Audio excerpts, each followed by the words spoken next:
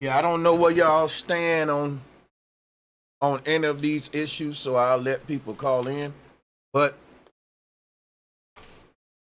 I know it's something we can learn from it. It don't see. I always try to come with a perspective to where it don't matter if it's a fake event, a real event, a staged event, none of that.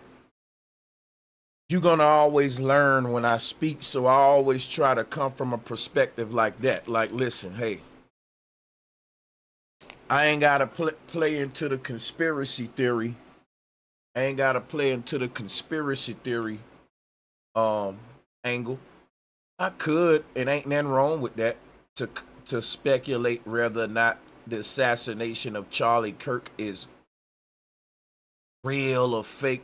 I don't want to come from a tinfoil hat perspective. If you don't know who Charlie Kirk is, he is a conservative speaker. He's a YouTuber, but he's a political personality who played a big role in getting Trump in office. He is far right. If you want to know his philosophy, it would be what's called far right.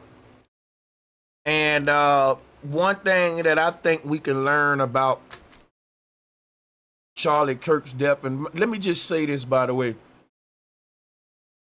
rest in peace to Charlie Kirk. I'm not a person that is gonna ever celebrate the death of someone for speaking their mind, even if I disagree with them. And I honestly feel like Charlie Kirk was not a saint, right? I'm not gonna come and fake in front like a lot of people. The guy was no saint. In my opinion, Charlie Kirk represents the problem in America. He's part of the problem in America as far as dividing the nation with these radical ideologies against certain groups. I think he was a very tormented man. Now, he was a family man, but I think he was a very evil man. You know, I don't celebrate the death of even an evil man who died in this manner, for the simple fact that all of us got the right to speak our mind. We live in the land of the free. We supposed to be able to talk and be as radical as we want as Americans. We are the standard to tell the world we are such a civilized, upscale country that we can have radical opposing viewpoints and we can debate about it. We can intellectually talk about it. We're not barbarians, we're Americans. But you know that's not true. You know we're barbarians. Come on now. But what we can learn from Charlie Kirk's death is going to blow you guys away. Me coming from a military perspective, a law enforcement perspective. But let me give my little intro here, you know, just kind of stick my foot in the water before I dive in. People, we don't want to celebrate the death of nobody. You see, I can sit here and say I don't even think that Charlie Kirk is a person I would look up to or want to have dinner with. I think he's an enemy of America. I think Trump is. I think Elon is too. But this ain't about Trump and Elon. This is about Charlie Kirk. And one thing I want to say about Charlie Kirk, I don't got to lie about how I feel about a person just because they passed away. Okay, you can call me whatever you want to call me, as long as you still call me that when I pass away too. Don't be fake with it now. Otherwise, you was just saying it for clout. I really feel this way about far-right individuals like Charlie Kirk when I say he's part of the problem in America. I don't feel like good riddance. I don't. I feel like it's an opportunity that's wasted, because I like to explore the mindset of people like Charlie Kirk and put their evil philosophies on trial. I'm not intellectually scared to stand up and speak intellectually. And even though I may have passionate feelings, I'm not a barbarian. And one thing I want to point out right now, what we can learn from Charlie Kirk's death, because I don't want to keep you guys waiting for this big moment. I'm going to double down on this point throughout the stream. There was a stabbing in North Carolina from a her name is so hard to pronounce, Irina. Let's say from the beautiful European woman, right? She was Ukrainian to be specific. And let's just say her name was Irina. I know how it's spelt, but I'm not sure exactly how they pronounce it in Ukraine. But it was spelt Irina. And that's how I pronounce it. I know I may be butchering it. But rest in peace to this young woman. Beautiful young woman, innocent young woman. A perfect example of the kind of Americans that I think, you know what I'm saying, should be, we owe the words protect and serve to people like Irina. She's not here trying to get into any division, picking the sides. America is hurting right now from division. And what we learning in America, because people like Charlie Kirk like to say that it's about black violence.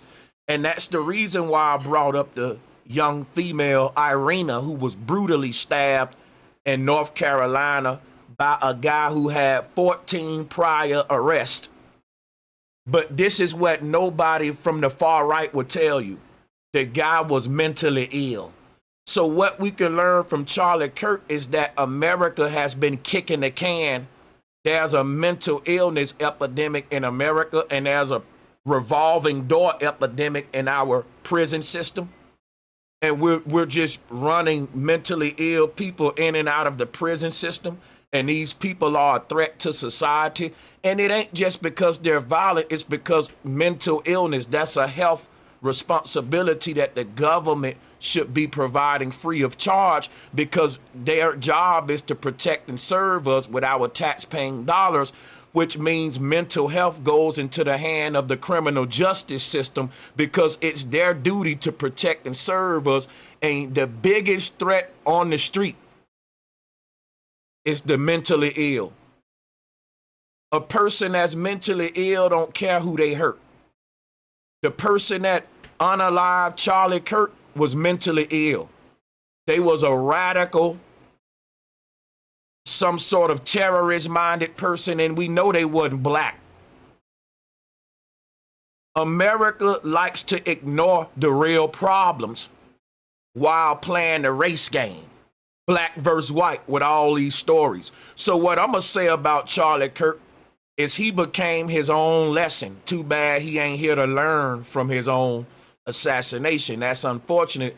I wish he had survived the shot, because then someone can tell him black violence was never the issue in America, because there were nothing but black people on that train with Irina, and the only one that harmed her was mentally ill. You saw how many people was at that rally with Charlie, and the only one that took his life was a crazy, radical, crazy dude. That's a form of mental illness.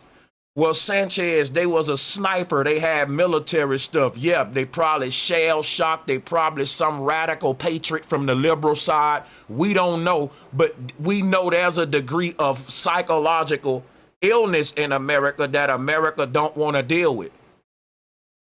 This is coming back to hurt the people that's in the big positions that dropped the ball. Now they're being hurt by the same threat they ignore. They ignore because the stabbing that happened in North Carolina was America's opportunity to talk about mental illness, but they turned it into black versus white. And look what happened. You get assassinated by a mentally ill person, which is my point. Go watch my video on my other channel. It's called Sit Down with Sanchez Live Podcast. I covered the North Carolina stabbing. I'm going to always give the middle perspective, not the left versus the right, because the truth is right here. And this is where no one want to be in America. Level-headed, rational, logic. Everyone picking a side can't really fully see the truth in the center. And some of these people that are being unalive ought to say, because what they're doing, they're trying to make it like Charlie Kirk was some advocate for America, that he was some advocate for Irina. When to me, he dishonored her death. He spat on her grave. Everyone that used the unaliving of that Ukrainian woman to push your far left or far right agenda, you're a devil. You're an evil person. Because anyone that's thinking rational about what happened to the young woman Irina is going to tell you America really needs to do something with the mentally ill instead of running through the prison systems and the revolving door. Now, people may ask, Sanchez, what is the point of the revolving door? Why do prisons let the most violent people right back out on the street? Now, a lot of people will say this is the liberals doing it. But the truth is deeper than just blaming one political group. It's a city agenda, because in a lot of these crime-ridden, poverty communities, there's a budget that city is getting to help fight violence. And it reaches a point where the average person in, let's say, Memphis, Tennessee, they're not no gangster, no black criminal. Those are good church-going people. But see, they got to keep letting these same violent people back out so that the statistics can show a big arrest number and a big crime rate. And most of the time, what they're not telling you in these cities like Baltimore, these crime-infested cities, these are repeated offenders. So let's talk about the Carlos Brown who unalived Irina, the Ukrainian woman. The man was diagnosed with several mental illnesses, but no one brought that up in America. We played the race card and said it's a black violence problem. That's failing Irina. That's failing her, because there were several black people on that bus, and only the crazy one did this. Dylan Roof. They said that Dylan Roof, right? Sorry about that. They said that Dylan Roof was crazy, right? And I agree with them. There are several white people that don't like blacks, but they not going to run up in the church and shoot them up. You got to be crazy to do that. So you can blame it on racism and hate, but not much so as you being crazy, because I know a lot of black people that hate white people. But they ain't, and in their mind, they may be thinking of harming them, but they ain't crazy, so they not gonna act it out. And the difference between a crazy person and a non-crazy person is we don't act out our crazy thoughts. You see, we all have crazy thoughts. We all say, oh boy, can't believe I thought about that, but we don't act them out because you're not crazy. There's a part of your brain that stops you from acting out your fantastical imaginations, but some people don't have that. And in the case of people that unalive Charlie Kirk, don't have it. They think of these radical imaginations, they go and act them out. In the case of the Carlos Brown, the man was clearly diagnosed with multiple mental illnesses. He wasn't diagnosed with blackness, did you hear me? Because before Charlie Kirk died, Charlie Kirk said that the black violence is the issue. Here is the actual, a little image of his video right before he passed, right here. I won't play it. Yeah, I won't play it. Oh, let me capture this window for y'all real quick. I don't know why it ain't pulling up over here, but I'll show you that. And this is it right here.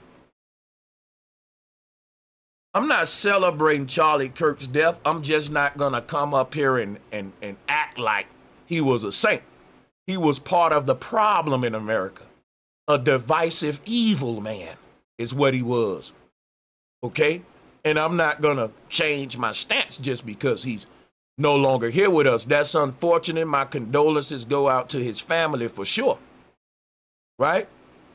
And I think that the man who did this should receive the death penalty. Because people should be able to go out and speak their mind regardless of how radical their thoughts are. See, and that's something as America that we need to start reteaching.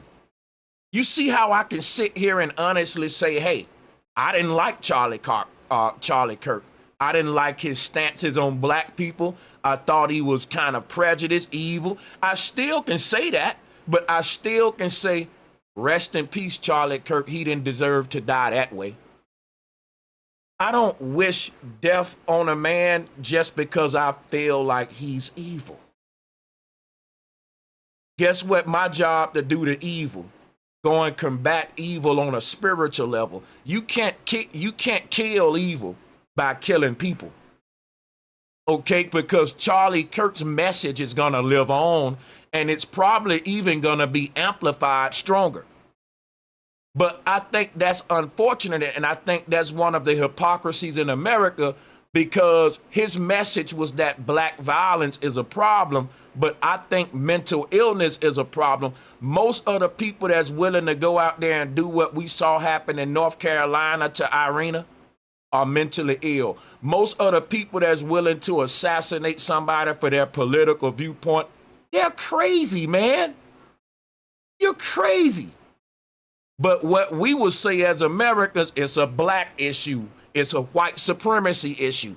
No, it's not. It's neither of that.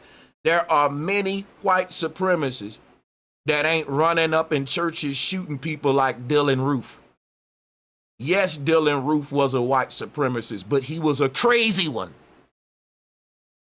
Now, you must say that we all crazy to some degree just for adopting capitalism as an ideology, but that's another story.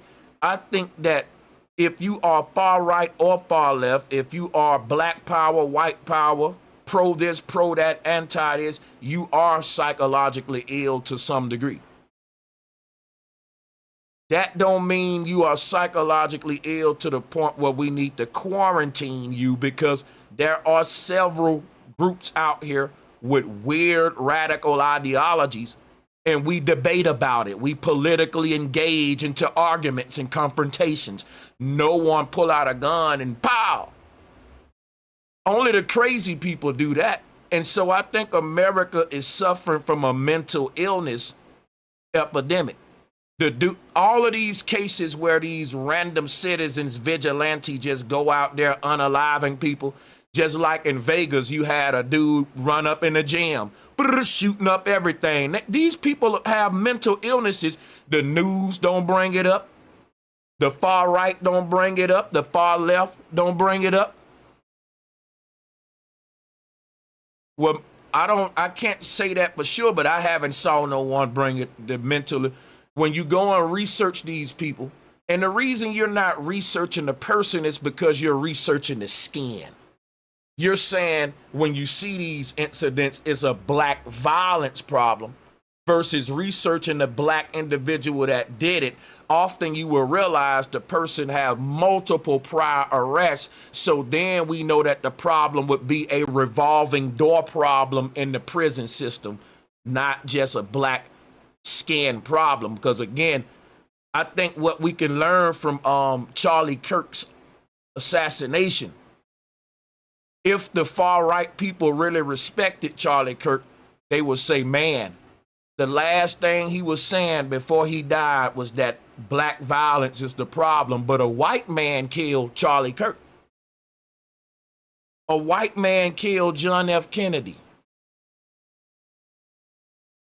A white man did the Oklahoma City bombing. Don't y'all understand that it's some crazy people in the black society and the white society? And America dropped the ball on it, but America told us they gonna protect and serve us.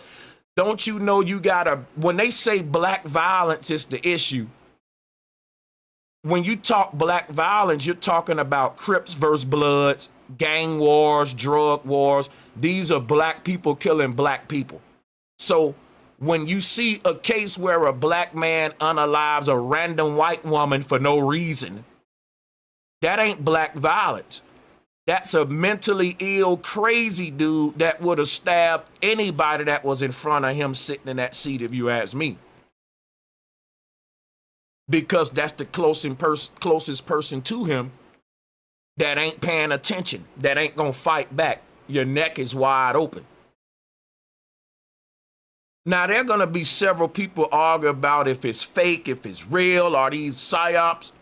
I simply want to talk about the fact that this is all part of a race war that has been, they're trying to bring a race war in America between blacks and whites. And this is a Zionist agenda. I'll give you my receipts. Here is Israel Cohen. You know there's a liar Cohen that works in the music industry who had a monopoly on a lot of guys' intellectual property. We ain't talking about him, but I would tell you that I bet you this is one of his ancestors, liar Cohen. And this guy here, his name is Israel Cohen. And we were reading some that he wrote in 1912. It's called A Racial Plan for the 20th Century. It said we must realize that our party's most powerful weapon is racial tension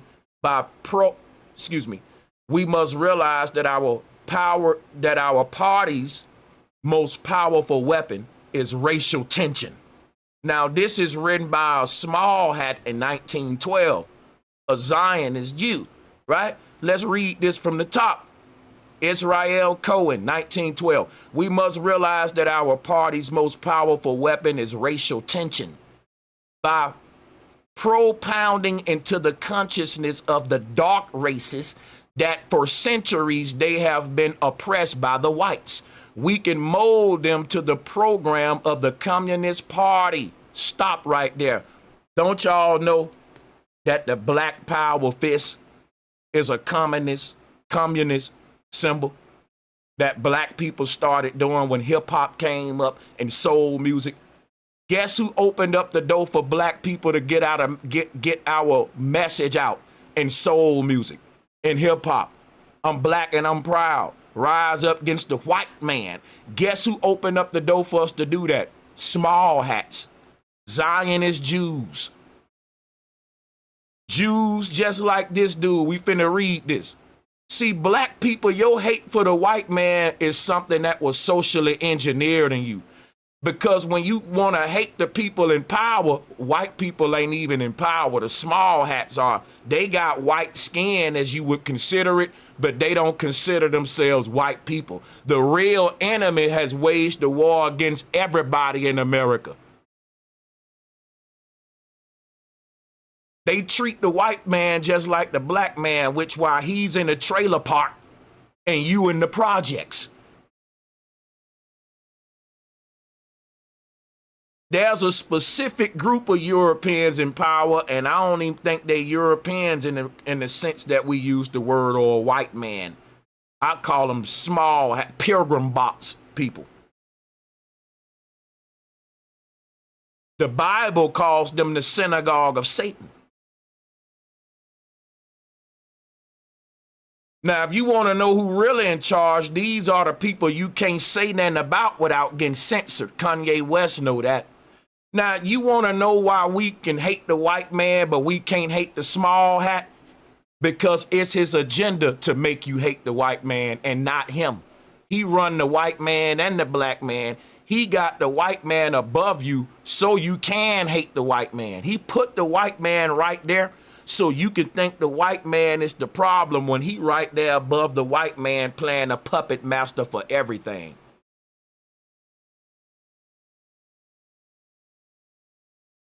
This is important when we talk about what's going on in America. This is important. Why? You got a lot of black people celebrating the death of Charlie Kirk.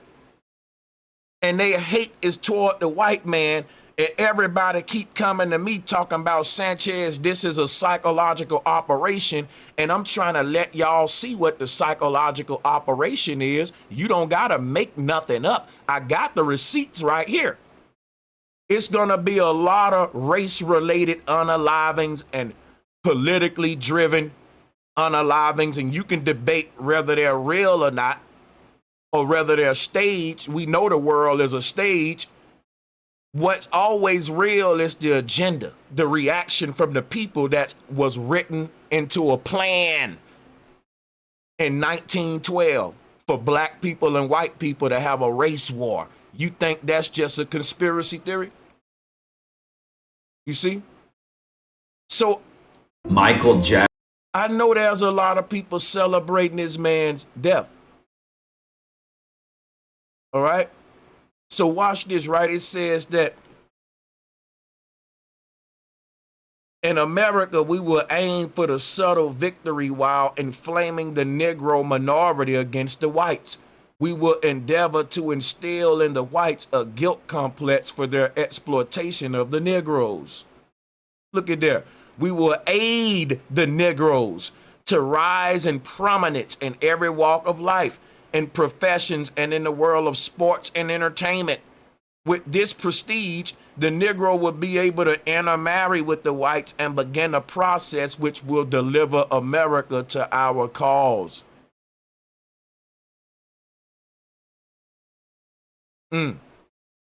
Israel Cohen in 1912. Why did I read that? I read that because everything we're seeing play out in media, from the North Carolina stabbing to Charlie Kirk's situation, are carefully crafted stories that they want to show us to get us toward this agenda. Now, you could, like I said, you could debate the validity of them, but the plan is real to make us hate. If you can't debate the fact that black and white people hate each other in America, that's true. And I'm telling you, the people who responsible on reading you the plan. And situations like what happened in North Carolina, like what happened in Utah, it show you the hatred between black and white people. Carmelo Anthony's situation, people getting GoFundMe's because they unalive the person. When Charlie Kirk was assassinated, there was a fake GoFundMe for the killer, and people was going crazy about it. But I don't think that's far-fetched in America. I believe if they made a GoFundMe for DeCarlos Brown, it'll make money. DeCarlos Brown would make more money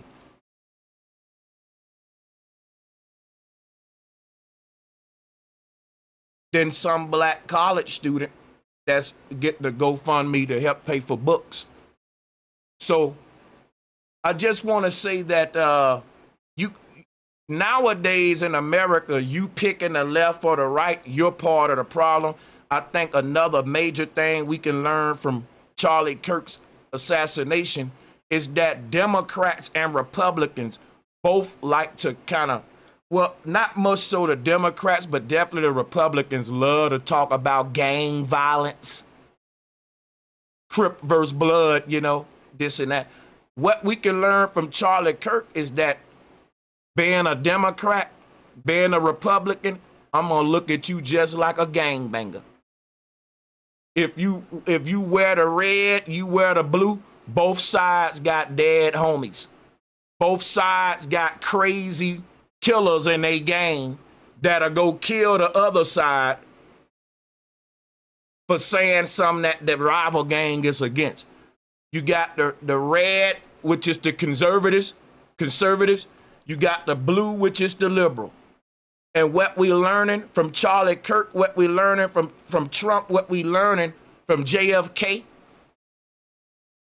and you can name any more presidents or situations like this, is that participating in American politics is asking me to join a gang. I don't want a gangbang. So I'm gonna be honest to y'all. Charlie Kirk was a gangbanger in my eyes.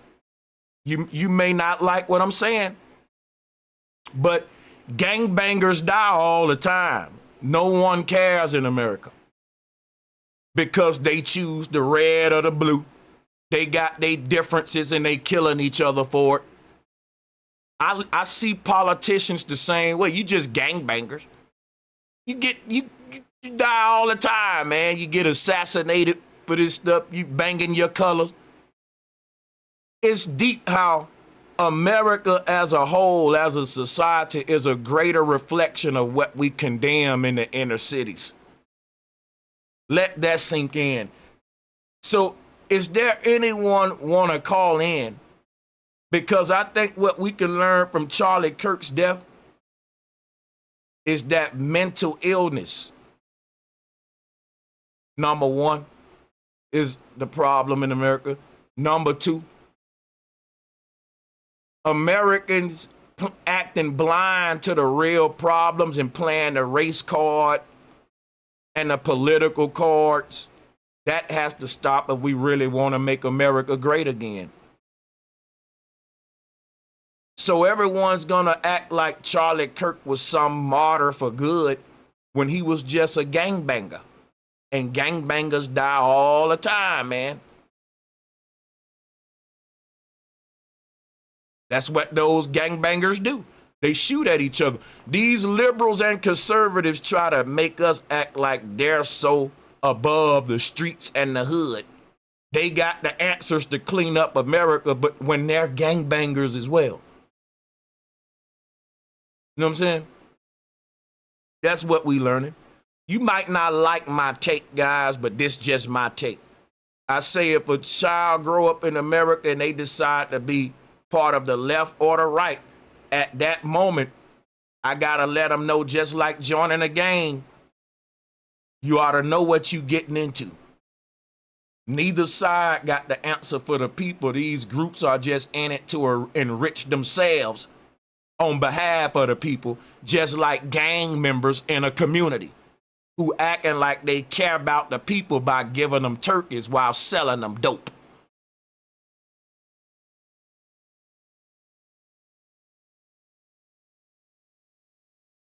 If a person disagree or agree, I'm a fair guy.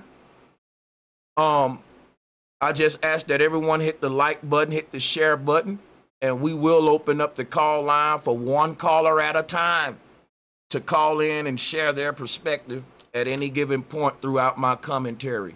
And we will start the open lines up now. I just put the link inside of the chat room. If someone wanted to give me pushback, fine. What I do want to know is, will say is, be respectful like how I am. You see my energy? Because we don't want to give off the energy of the person that unalived Charlie Kirk. If you come up here yelling and calling me names and doing all that, you the problem in America. You're the reason we can't have ideas as Americans and freedom of speech without feeling threatened. Behave yourself. We have a caller calling in by the name of Tut TV.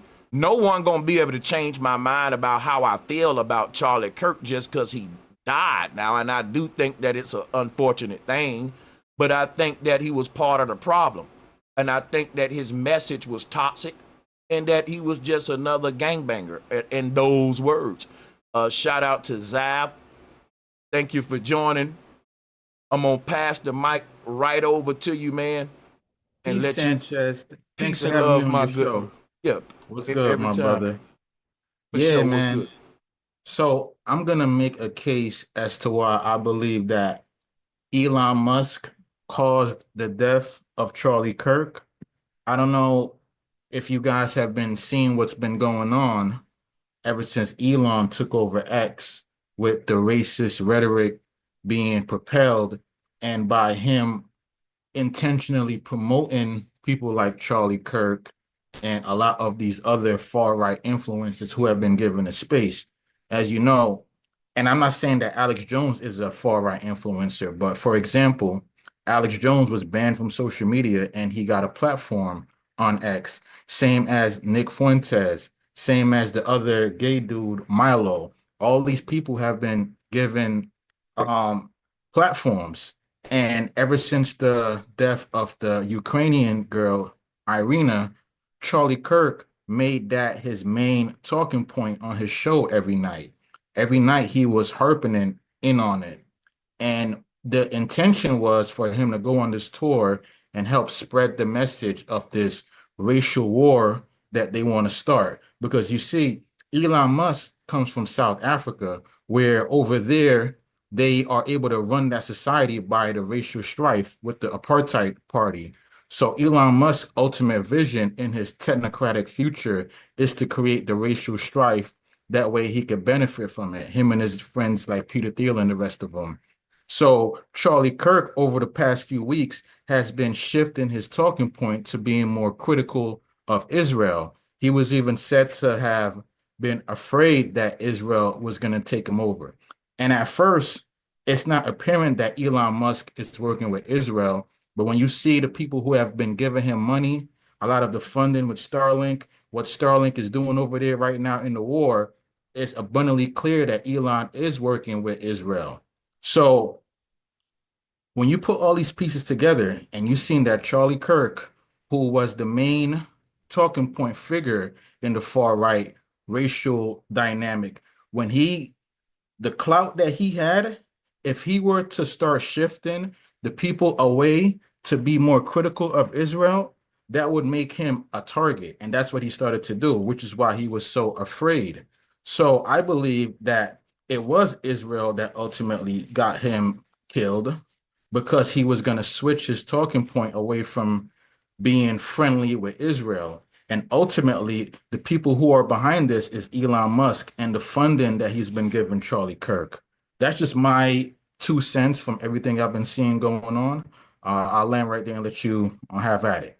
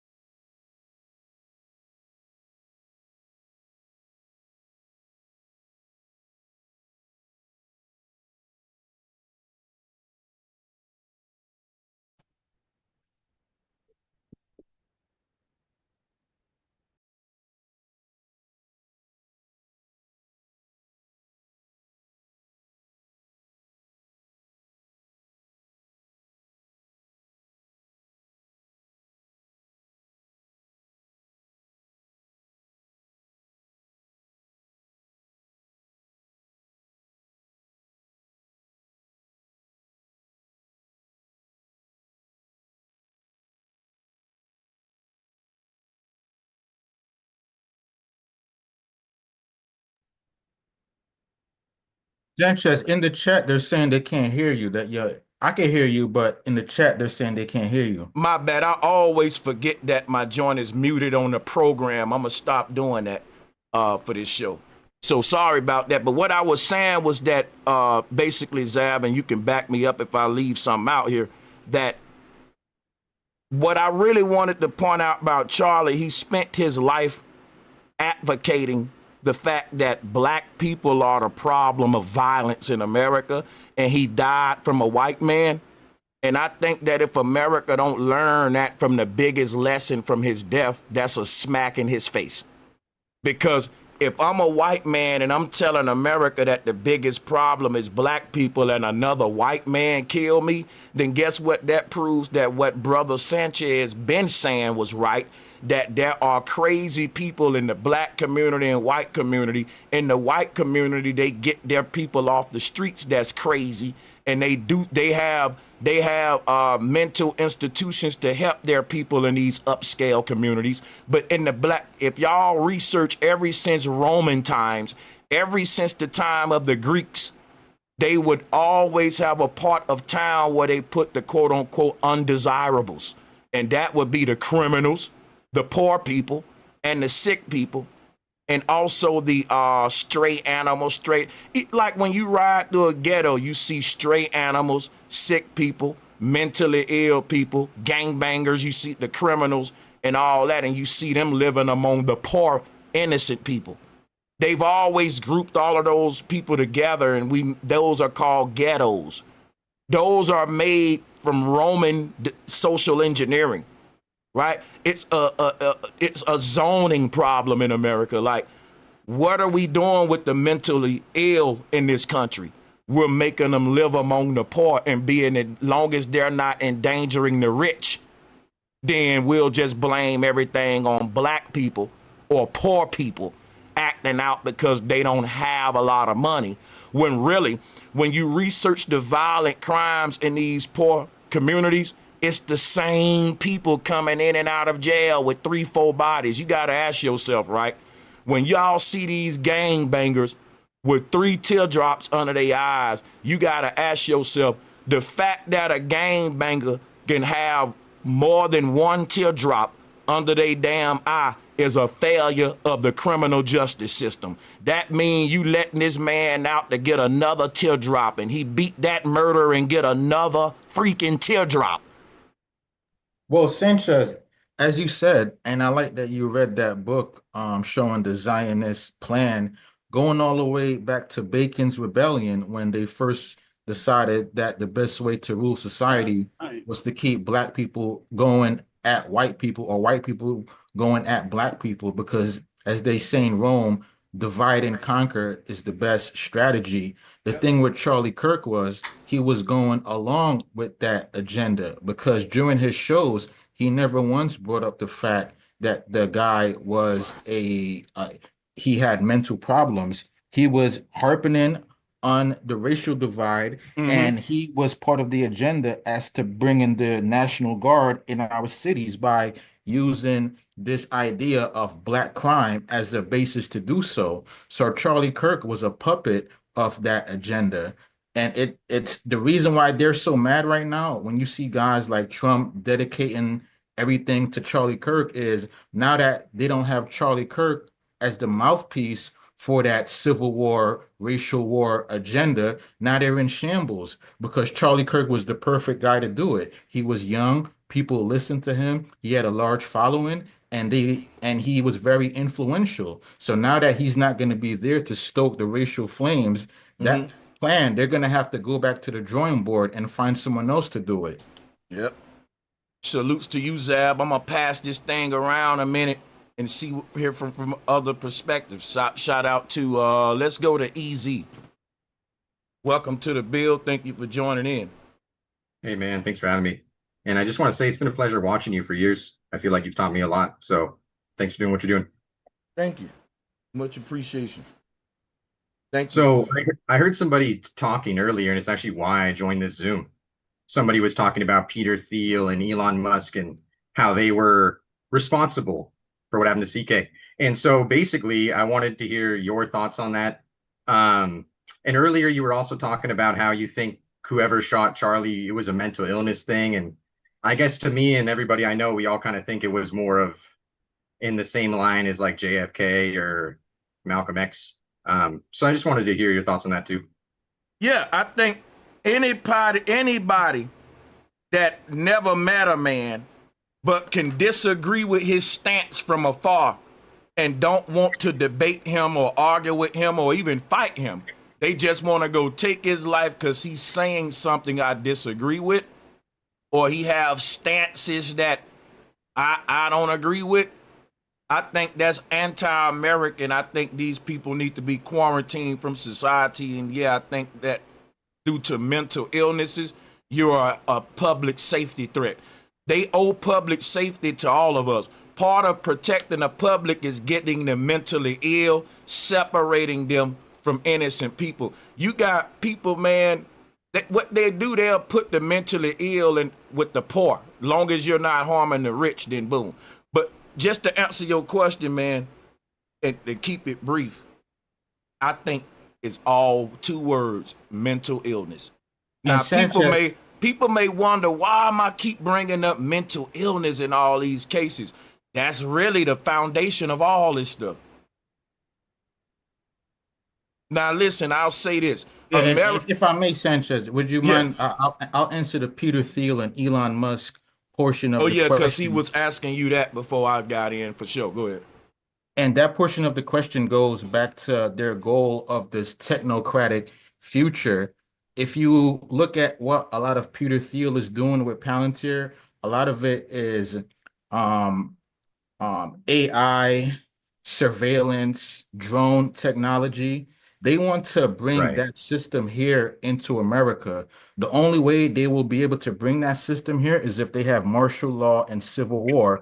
That way they can have an excuse to bring these drones in to control the population, because ultimately what Elon Musk wants is he wants a South African style apartheid system where the elites live in splendor and the Oh rest of yes. us all have to live in poverty so Mm-hmm. that they'll have greater control. So that's how all of these tech bros that you see working with the Trump administration, that's the ultimate goal. And that is the main reason why they're driving this race war, because the race war, if you even go back to what Charles Manson was saying, has always been the main purpose that the government will be able to come and bring all these systems in place.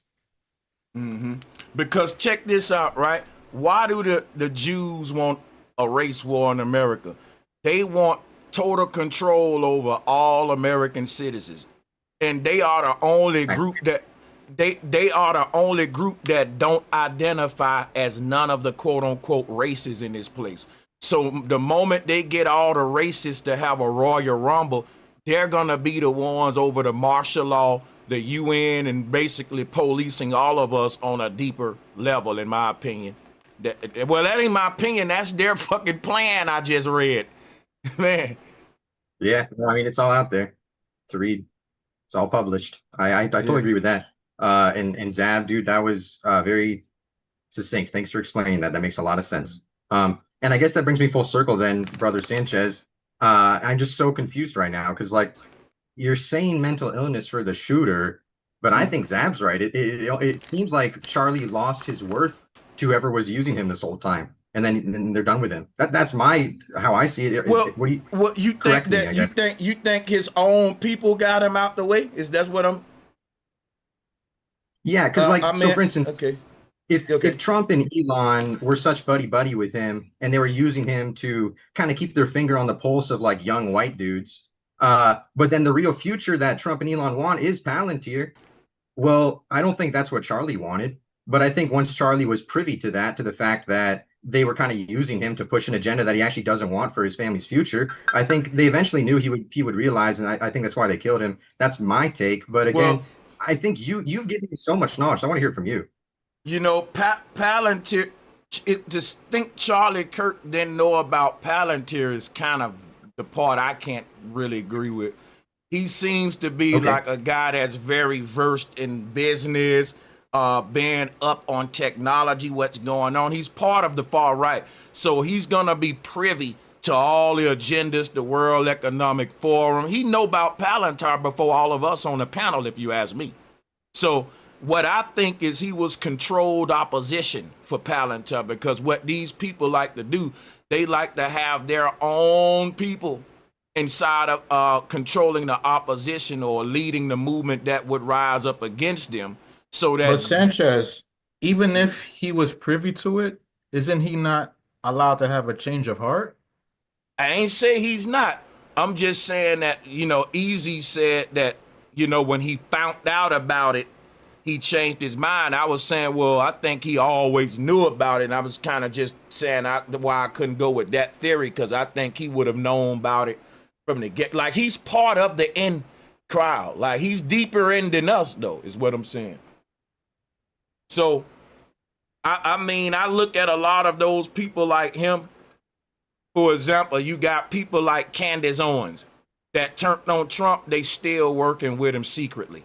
See, people, this is a big state. When I say the world a stage, I ain't just talking. Every move on the board is they controlling the end goal of this thing. So, like, here's my thing right here. The small hats that run the music industry tell which rapper to beef with which rapper and when to do it. And it's a big soap opera. It's scripted. It ain't no genuine rollouts of no beefs. Same thing in politics.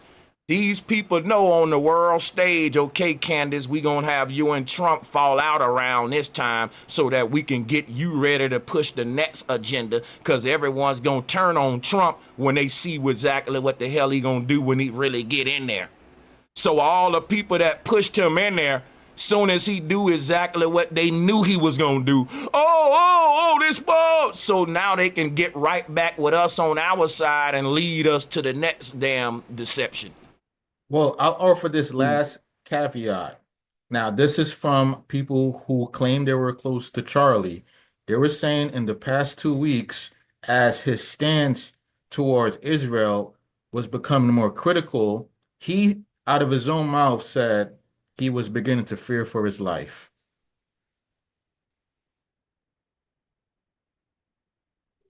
You know, I'm gonna tell you like this, man. I'm not saying putting what you saying off the table. I want everyone to hear all perspectives. So I think it's interesting, and I'm not gonna debate it. Like I said, I'm gonna ponder on it. I'm gonna entertain it. I appreciate this perspective, and that, you know, and I'm gonna see if anyone else got a different perspective. But Zab, definitely, man, continue to drop the jewels throughout the show, and we open ears, man, to all of you guys. So who we got? Hey, shout out to Key Norfolk, to Chi Durham, Stewart, Realm of Realness, and to me myself. We do have a couple callers queued up, and we'll go to the next one right now. Salute, man. Hey, salutes to you, bro. Salute. Me, myself, everybody on the panel, all the guys on the panel. We need everybody's, thoughts. We need everybody's intellect on this type of conversation, because we can't get one-sided on it. I feel like, when we're speaking about this subject, it comes to the surface level of the situation to where somebody lost their life. So, regardless of what somebody thinking about, I can't see justification in somebody losing their life just because of something they said. Mm-hmm. That's me being a solar being, me having a soul. So if we know we dealing with polar beings, we dealing with people who feed off of our energy. So if they could get you to turn your soul, because that ain't a person who will have a soul. A person who considered to have a soul wouldn't be having these type of thoughts. So we gotta understand that this ain't no physical war. It's a non-physical war. Even though we seen things on the outside, it all comes from what's on the inside of you, what type of person you is. And I think this the common misconception that we're having. And also when you said the ghettos are the get twos of the organization. And what I mean by the get twos of the ghettos is they'll get to that later. But when they get to that later, they put a plan in place to where they're actually testing the grounds or the waters of this while they get to it later. That is so crazy. I like that. Yeah, bro. So I like where you going Get with to this. it later, huh? Dang. Yeah. Yeah. So they get to it after they get their statistics.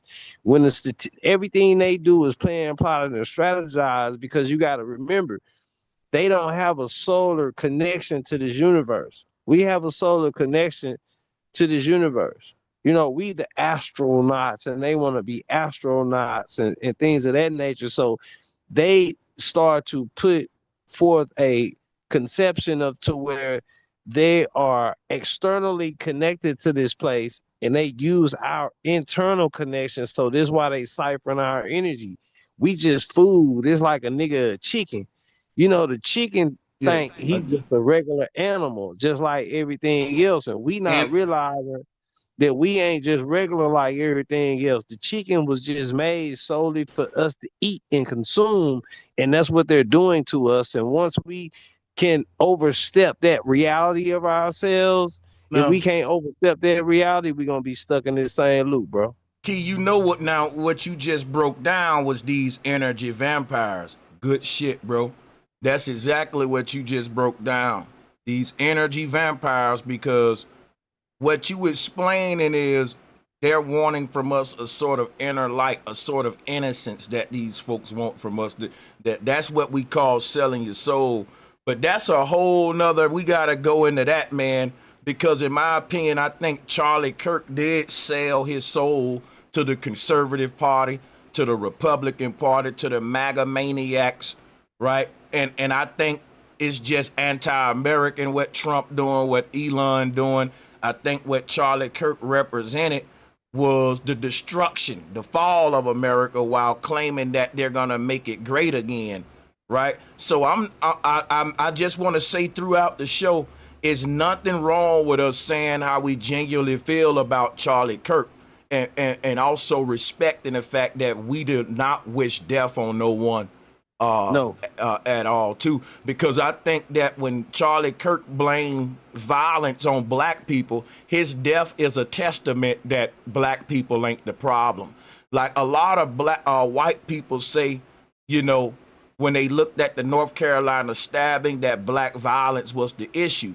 But this was a white woman in proximity to a mentally ill man who had a lethal weapon, right? So, out of all the black people on the bus, only the mentally ill one murdered her. And out of all the white people that disagree with Charlie Kirk, I can guarantee you that his shooter has some sort of criminal psychology. There is always a degree of mental illness, folks, associated with murderers. Hey, I agree with you, Sanchez, but I want to say this, that I think so much since we want to run away from the surface level, I think the surface level of the Bible is not matching up with the metaphysical, which is not supposed to. It's supposed to be deciphered and decoded so that we can transfer the metaphysical message to the physical. If it was supposed to match the physical, then it wouldn't be no point of a metaphor. You understand what I'm saying? There would be no point of a metaphor if I could just tell you straight out. If I could say, hey, Sanchez, the light green, rather than saying, hey, man, put blue and yellow together and you will get the destination you're going to find. You understand what I'm saying? So Hold on a second. Let me go off camera. Let me go off the mic, off cam real quick.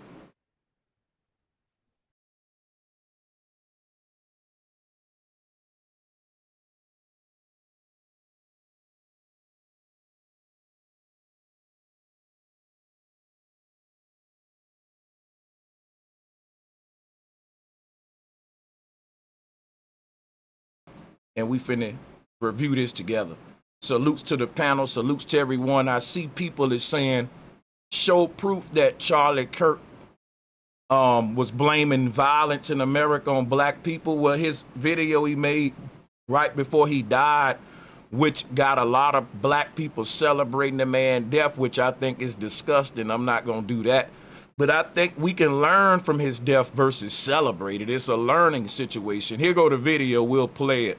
The breaking news of this new footage we have of the stabbing murder of the 23-year-old Ukrainian refugee, Irina Zarutska, a young white lady who was stabbed to death by a black criminal, by a complete stranger on a train in Charlotte.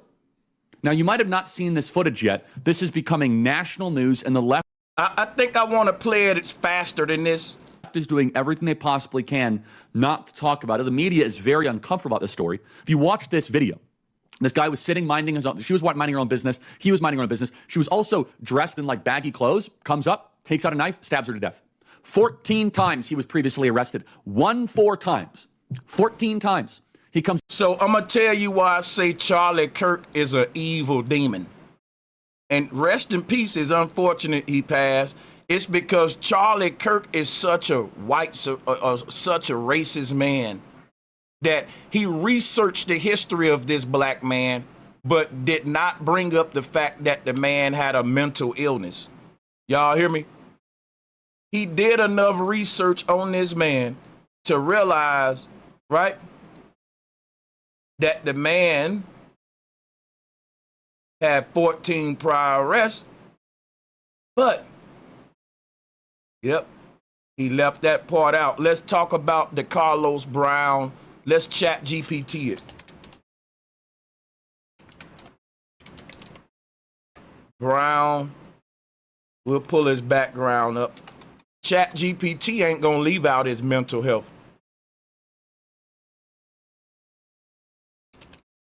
And bro, let me go next after you. After you, whatever. Watch this. So the man had 14 prior arrests. I put this up yesterday. We'll pull it up again. He has been arrested 14 times in the past. And look, here goes number 2 right here, mental health. His family reports that he has been diagnosed with schizophrenia. People with schizophrenia are a threat to public health. Y'all know that, right? If a person with schizophrenia is near you and they got a gun or a knife, your damn life is in jeopardy. But they're acting like if a black man is near you, your life is in jeopardy. But here's the thing. Carlos Brown, when he unalived that white woman, even the black people in the train was running from his crazy ass. Don't you know there's a lot of people in the hood who are innocent people who are terrorized by mentally ill motherfuckers in the hood, and the police just let them in and out just like the Carlos Brown, a revolving door? Why? So that the city can keep its budget. How do they keep it, Sanchez? If they can prove to the federal government that they are making a lot of arrests, they can keep these budgets open in places like Memphis and all that to fight crime. It's just enriching the police departments, which if they ever get rid of the crime, they will get rid of the budget. You see the conundrum we're in? Bro, I so you're saying right now. Let me land right here real quick. So what I'm saying is this right here, right? These cities have to show that they making a lot of arrests.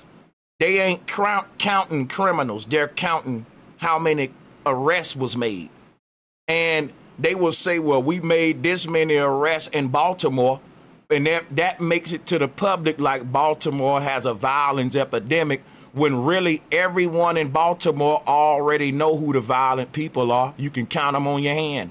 And a lot of these crime areas, we already know who the violent groups are, the gangs are, and the people are who doing all the even in the gangs, every gang member ain't what's called a shooter or a killer. So most of the gang members ain't really violent unless you force them. There's only a few crazy niggas in every gang where even the gang members know, yeah, that nigga crazy, don't play with him. You see what I'm saying? So it's mental illness, because even the gang members use their mentally ill in their groups to do the killing. Just like white supremacists used Dylan Roof, who was a mentally ill white boy, to do their dealings. Because an average sane person is going to do too much rationalization. So my whole point is, Charlie Kirk put up this man's background, but intentionally left out the fact that he was a mentally ill person so that he can push the idea that black people are just violent people and we need to be scared of black people. When the black people on this train were hardworking, innocent people, just like this white woman, their life was in danger too. They reacted like people in fear. If what Charlie Kirk is saying is real, then every black person on the bus shouldn't have had a reaction. They should have been like, oh, chill out, man. You know he only killing her because she's white. We're black. He's not going to do it to us. No, they was saying he's killing her because he's crazy and this a crazy dude. Comes up and just stabs her. Oh, yeah, someone wanted to interject before I play the video. Yeah, keying off, that was you, bro. Do your thing. Yeah, I was just going to say, man, I didn't know where you was going when you was saying the whole crazy thing, but you so much on point. Like, and I kind of want to apologize for taking what you was saying differently, because now it comes to where we have to deal with the mental illness over than dealing with these people as a criminal. So we're not dealing with criminals, we're dealing with mental illness patients. So I was taking it that we were just saying that kind of like everybody crazy, so then everybody will be dealt with like they crazy. But if we take it from the other perspective of that we're dealing with mental illness patients rather than just everybody's crazy, then we need to take a different approach with it. We don't need to take a criminal what I'm saying is we don't need to put a color in front of the word violence, Because if we want to see who's doing the most violence in America, it's not black people, it's crazy people with mental illnesses. And that's a fact. I have a law enforcement background. Someone put it in the chat room, YSL Woody was Young Thug's his shooter or enforcer. You certainly right. And guess what? YSL Woody is diagnosed with the same mental illnesses of DeCarlos Brown. Go figure. That's right. So, hey, shout out to you for bringing that to a point.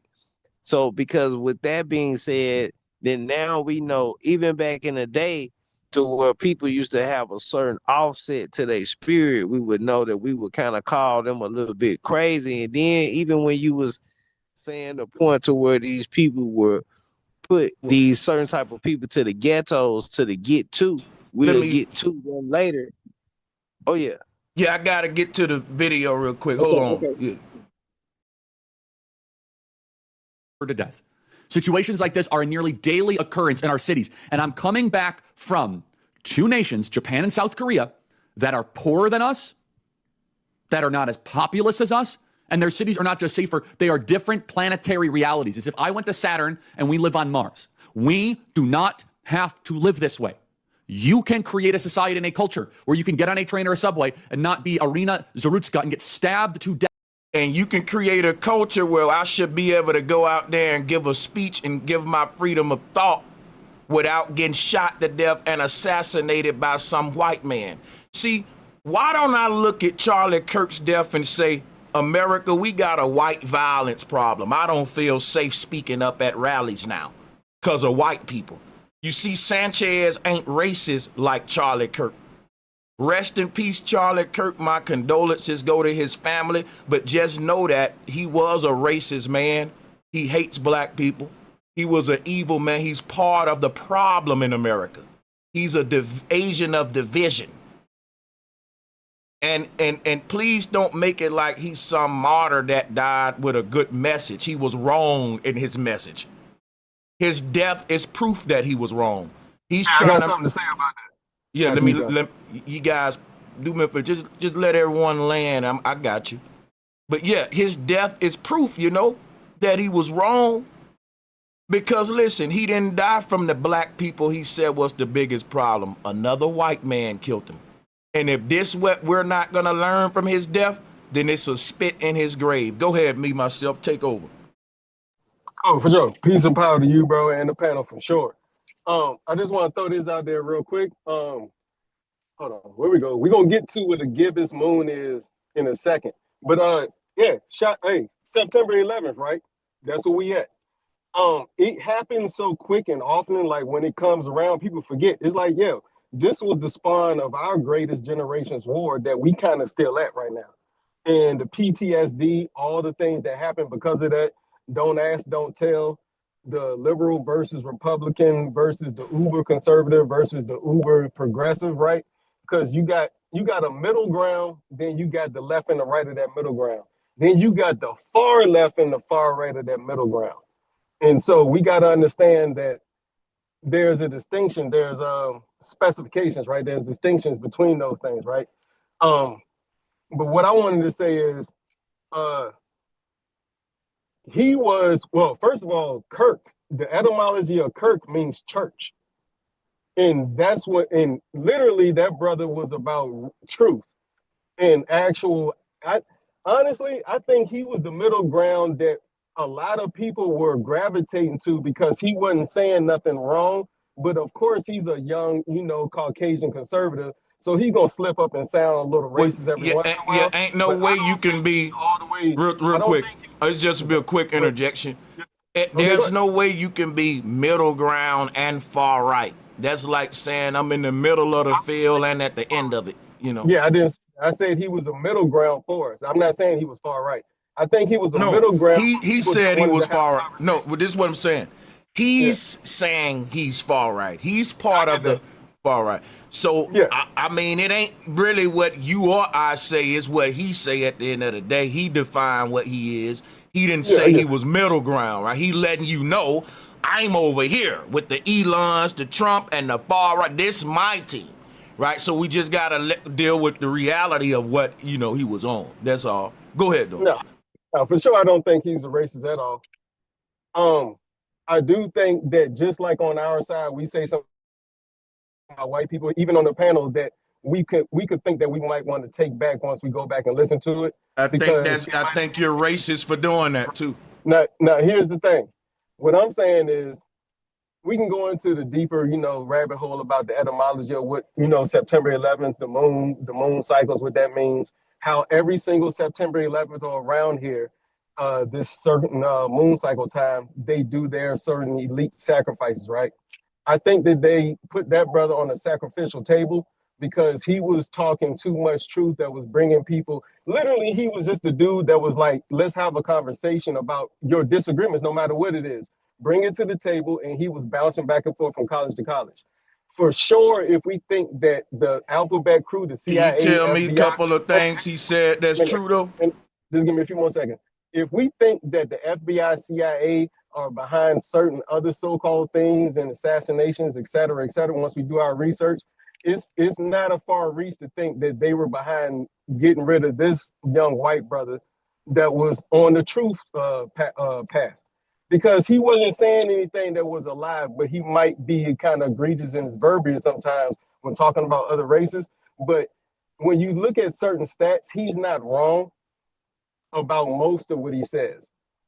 So I wanted to throw that out there before I go into, you go ahead before I go into the deeper etymology stuff. Yeah, so we ain't really trying to do the deeper. We just want to stay with the race relations and stay like on. We don't want the astrology lesson on this one just for the viewers though. Sure. But check this out, right? I totally disagree with everything you said. It make me wonder if you even know who Charlie Kirk was. Let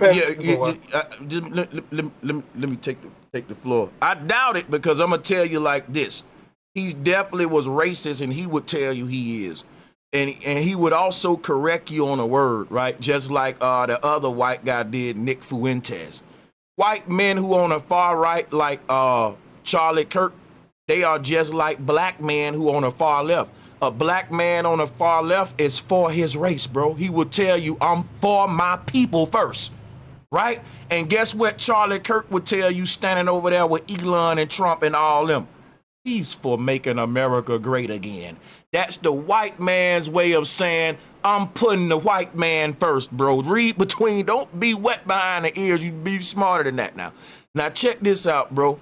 The man was a nationalist, which is what Trump is. And yes, bro, he's a racist. Don't let the word scare you. He's a white man, an alpha male, who's for his people being in a certain position. And don't fool yourself like he's not. Now, I'm going to be honest with you. There are several black men that'll tell you, hey, I'm for my race first. If it come down to it, the hell with all these other races. I'm pro-black. I'm a black nationalist. And I am a racist, Sanchez. I'm for the black race first. And there's a lot of them in my chat room on both sides. I'm not with either side. I'm for righteousness first.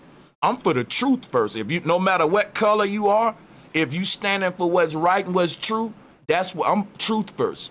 So I'm not going to deny that there's an issue in America of nationalism, of racism, which is my race first. My race first. No, my race first. And I'm not just going to blame that on black people saying, hey, black first, because Charlie Kirk is a white first type of guy. So is Trump. So is Elon. And everyone needs to chill with all this race first stuff. America's need healing. It's divided as hell right now, and it's part of the Jewish agenda that I just read to y'all. Big facts, bro. And I that's got a question. Hey, me myself, could I say something real quick? No, but hey, just give me 30 seconds. You got it, I promise. Okay, sure. That was going to be the main point.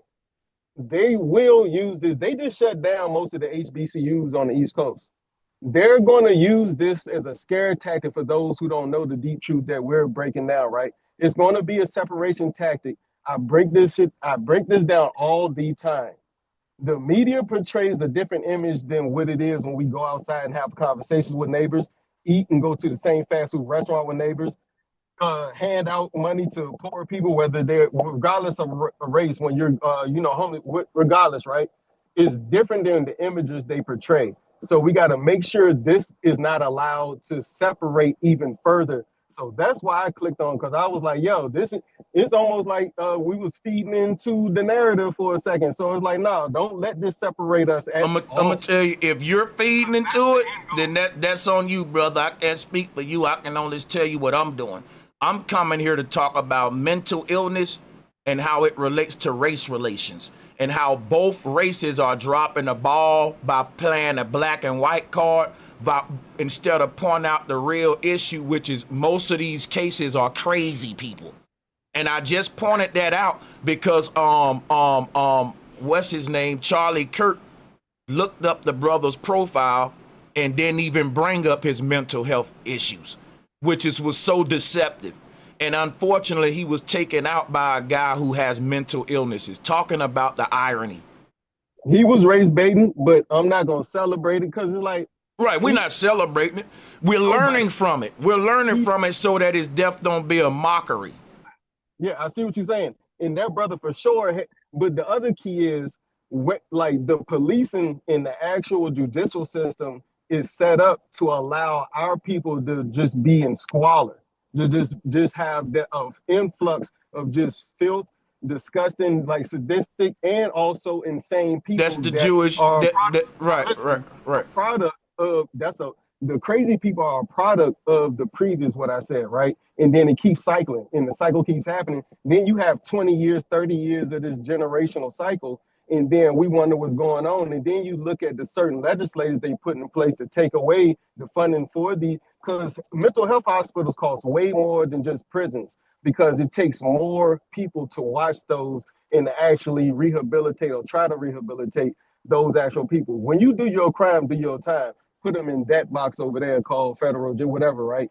But then you have people that are byproduct of people who have children that are from that cycle back into one spot from another, the asylums, right? The mental health institutions. But the crazy thing is that the people in power know this cycle, and they know that it's how they keep the peasant class and the lower class in the cycle that they want, in control, right? Under their control, under their thumb. And the images are one of the main tools they use to control the minds of the masses, to keep them from realizing this. So we got to pay attention to how they're going to try to flip this. And what we really should be talking about is the crazy ish that MSNBC tried to spin, saying that it might have been somebody shooting off exciting rounds, because, in celebrations and stuff, people shoot off guns. And it's like, yo, our country is cuckoo. Well, I didn't hear about that one, but yeah, salutes to that. Let's pass the mic to, we'll go down the line here. We'll go in the order of the little boxes, and we'll go to James Phillips. Salutes to everyone. We're going to work our way to all the callers, and I will be playing the video. The video is not a video that I came here to actually review, but it's just to show you his stance on the North Carolina stabbing and how it's a big hypocrisy, being that he died at the hands of a white man. It's a big learning lesson in America that we need to quit putting all of these cases in black and white, which is exactly what he did before he died, and he ended up dying from a white man while trying to deem the black man as the most violent in America, as the problem, which is why I say, if we're gonna say, when you deal with violence, there's a psychology to violent people, y'all. I was in law enforcement. People who are violent, people, if you make them mad, they'll shoot you in the face or stab you in the neck. These people, mind ain't right. So at the foundation of all violent crimes is a criminology, is a psychology that is a mental illness that is allowed to just it just goes unspoken of, and people will say, well, it's black crime is the problem, when the people in the black communities doing these crimes are people who are mostly diagnosed with mentally illnesses. And I'm not making that up. And I would say the same for white people too. When a black person say, I feel threatened by white people, you need to be feeling threatened by crazy white people. When a white person say, I feel threatened by black people, you need to be feeling threatened by crazy black people, because even I feel threatened by them, which is why I said all of the black people on that train was running from that black man.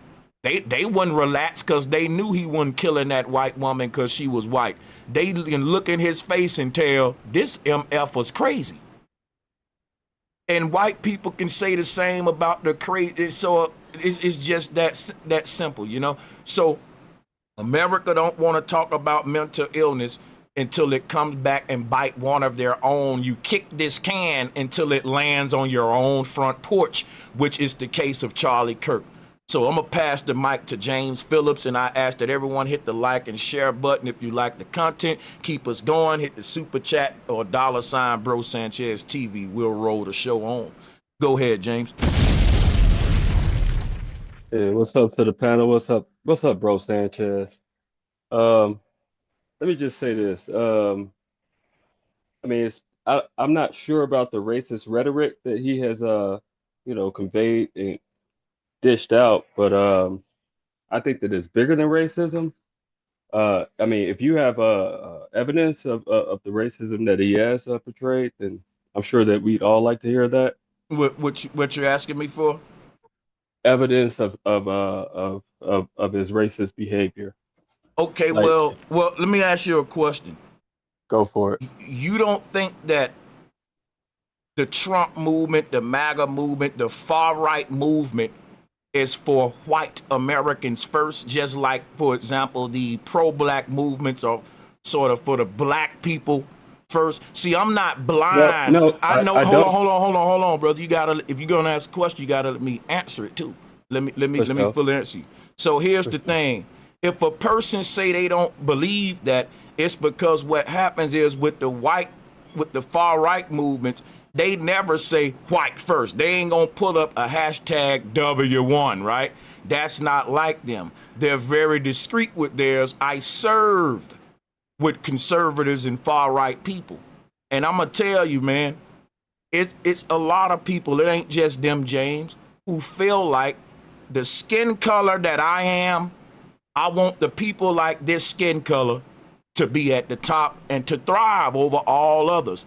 And and before you jump down my throat, James, let me just say I'm not the typical black guy playing a race card because of me accusing Charlie Kirk of this. I'm also accusing the black people of it who are in these leadership positions too. They are the ones seeding this black first mentality. And what I see from the far right with the Trump side, they are seeding this American patriotism, make it America great again energy, which is really in the South what we call, that's just their white first movement. So, I mean, if you don't want to see it that way, that's unfortunate because that's the real agenda of it. And we can pull up the receipts for that as far as the World Economic Forum, who they're aligned with, Henry Kissinger. We can show you the people who's in Trump's Rolodex and what his agenda is in power. Because you asked for the receipts on it. But I'll be here all day unpacking the many agendas that and not just them, the liberals ain't off the table, which is why I say it's gangbanging in America, left or right, two wings, same agenda, right? So, yeah, for sure. and I say that Charlie Kirk was a blood, and the liberals are the Crips because they wear the blue, right? So when I just look at those two parties just like that, man, look at them killing each other just like gangbangers. He died like a gangbanger, shot down at his own hood day. For sure. That's a shame. So what I've heard though from Charlie Kirk, I've heard that I don't know what. There are two genders. Public schools in Chicago receive $30K per student. Private schools receive less per student. But the public education in Chicago is not, near the private education. I've seen that. I mean, it's just common sense. Every time I listen to the guy, it's just common sense. But here's what you got to do, Sanchez. I'm here. Hold on a second, people. And I'm here on the south side of Chicago right now, and I take the red line. I take the L train, and it's dangerous, man. Can I ask you a question? Go for it. How is the platinum plan working for Chicago right now? Or did he give you the platinum plan or the National Guard? I'm talking Trump is. Nah, they just came in. They just came in like this week. So Which we ain't one you really, prefer, the platinum plan or the National Guard? Just real quick. I'm gonna just say that we need help up in this city, man. It's dangerous. Like every single car, crazy. Let Like me ask on you the train, something. Do it's you have? smoked out. It's crazy.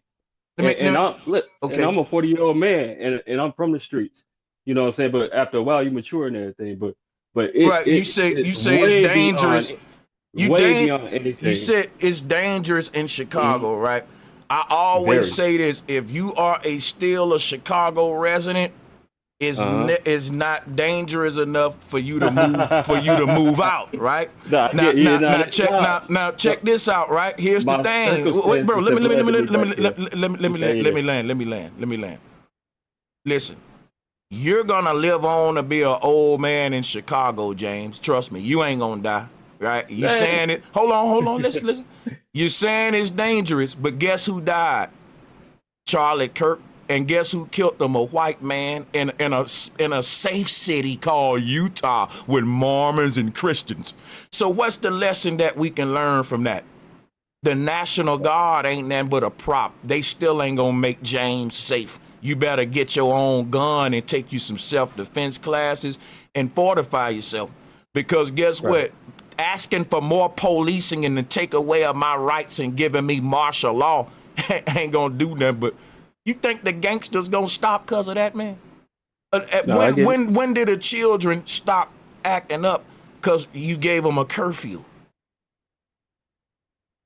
So I'm a yield right there. We're asking for, you got to think about, Trump is bringing in surveillance, state palantar, military, and he's bringing it in first in the ghettos, in the most neglected places. And I'm telling you that what we see in the ghettos is something that can be prevented, right? Right, And they don't want to talk crime prevention. but Yeah. here, that's the problem. See, that's the problem. So that our mayor right here, he doesn't want them to come in because he wants to keep crime prevention funded, and we receiving $100 million here in Chicago every year for crime prevention programs. But our crime just is remaining stagnant. It is going fluctuating up, down, up, You down, know up, why? down. Can I tell you But why, brother? Listen, you can't throw money at crime prevention and you not that's what throwing I'm it. Hold saying. on, and you not throwing it at mental illness,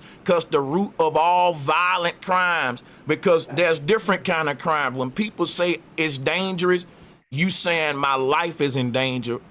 That's violent crimes, not necessarily.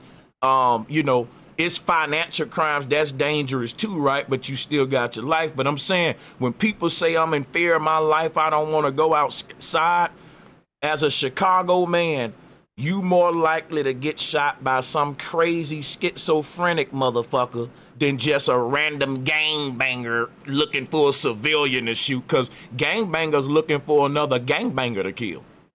For sure, for sure. So my youngest brother been diagnosed with bipolar, and there are no centers for him to go to. They won't keep you longer than 7 days here. So like it's nowhere for him to go. So we got to kind of keep it bottled in. We got to bottle in his And energy and that's, hold on. you just pointed out the problem that I'm telling you that Charlie Kirk and no one from the far right or far left want to point out, that we're neglecting the mentally ill. We pay taxpayers' dollars for them to protect and serve the public and public safety, but they're acting like mental illness ain't a part of public safety. If you got crazy people on the subway with my grandma, you wasting my tax dollars kicking the can. We need to build institutions with taxpayers' dollars to literally treat these mental health conditions for free, because this is a public safety concern, and nobody should try to capitalize off this treatment. It's to protect and serve, right? So Right. or we're gonna have to, because we gotta quarantine the mentally ill from society. Think about what I'm telling you now. Everybody want to say it's black violence, white violence. And it's just true that when a person go out there and shoot up the casino with the kids that did the Columbine shooting in Colorado, Guess what? These people had mental illness problems that their parents neglected. They saw the signs of the mental illnesses in their rooms and stuff. People killing birds and doing all that. So America doing the same thing on a bigger level. We're just pushing the mentally ill into the poor communities, and they're among the homeless crowds. All that, they're being ran in and out of the doggone revolving door prison system because it's a big scam, because these cities got to show the federal government that they making a certain amount of arrests, so they're arresting the same crazy people over and over and over. That man had 14 prior arrests. It ain't cause he's violent, it's cause he's crazy. All right. He violent too. He definitely violent. I'm just saying he's crazy first. Yeah. Sure. But like Brother Sanchez, I've spent 10 years working with special needs people, many of which are schizophrenic. My schizophrenic clients aren't any more likely to be violent. So to me, it's like different forms, it's different forms of schizophrenia. It does cause violence. It does cause violence. It does cause violence, though. It does. Here's what I'm trying to say, dude. Yeah. Is that you're saying that this dude was violent 14 times because of schizoid type personality disorder? Yeah, hell yeah. I'm just trying to I'm telling you, yeah. I'm very skeptical that schizoid alone would cause somebody to be violent. I'm gonna tell you something right now, bro. Are you from the hood? Are you from the hood? Okay, that's why. I'm gonna tell you something, bro. I know crazy dudes that stand up in front of the store, and when they go to tripping with their schizophrenic ass, they will swing sticks at people and all that. You better go on with your crazy ass. What if they got a knife or a gun one day? Don't you know how many crazy people I saw get shot by the police? And I feel bad for them, because even though they swinging a knife, they're crazy.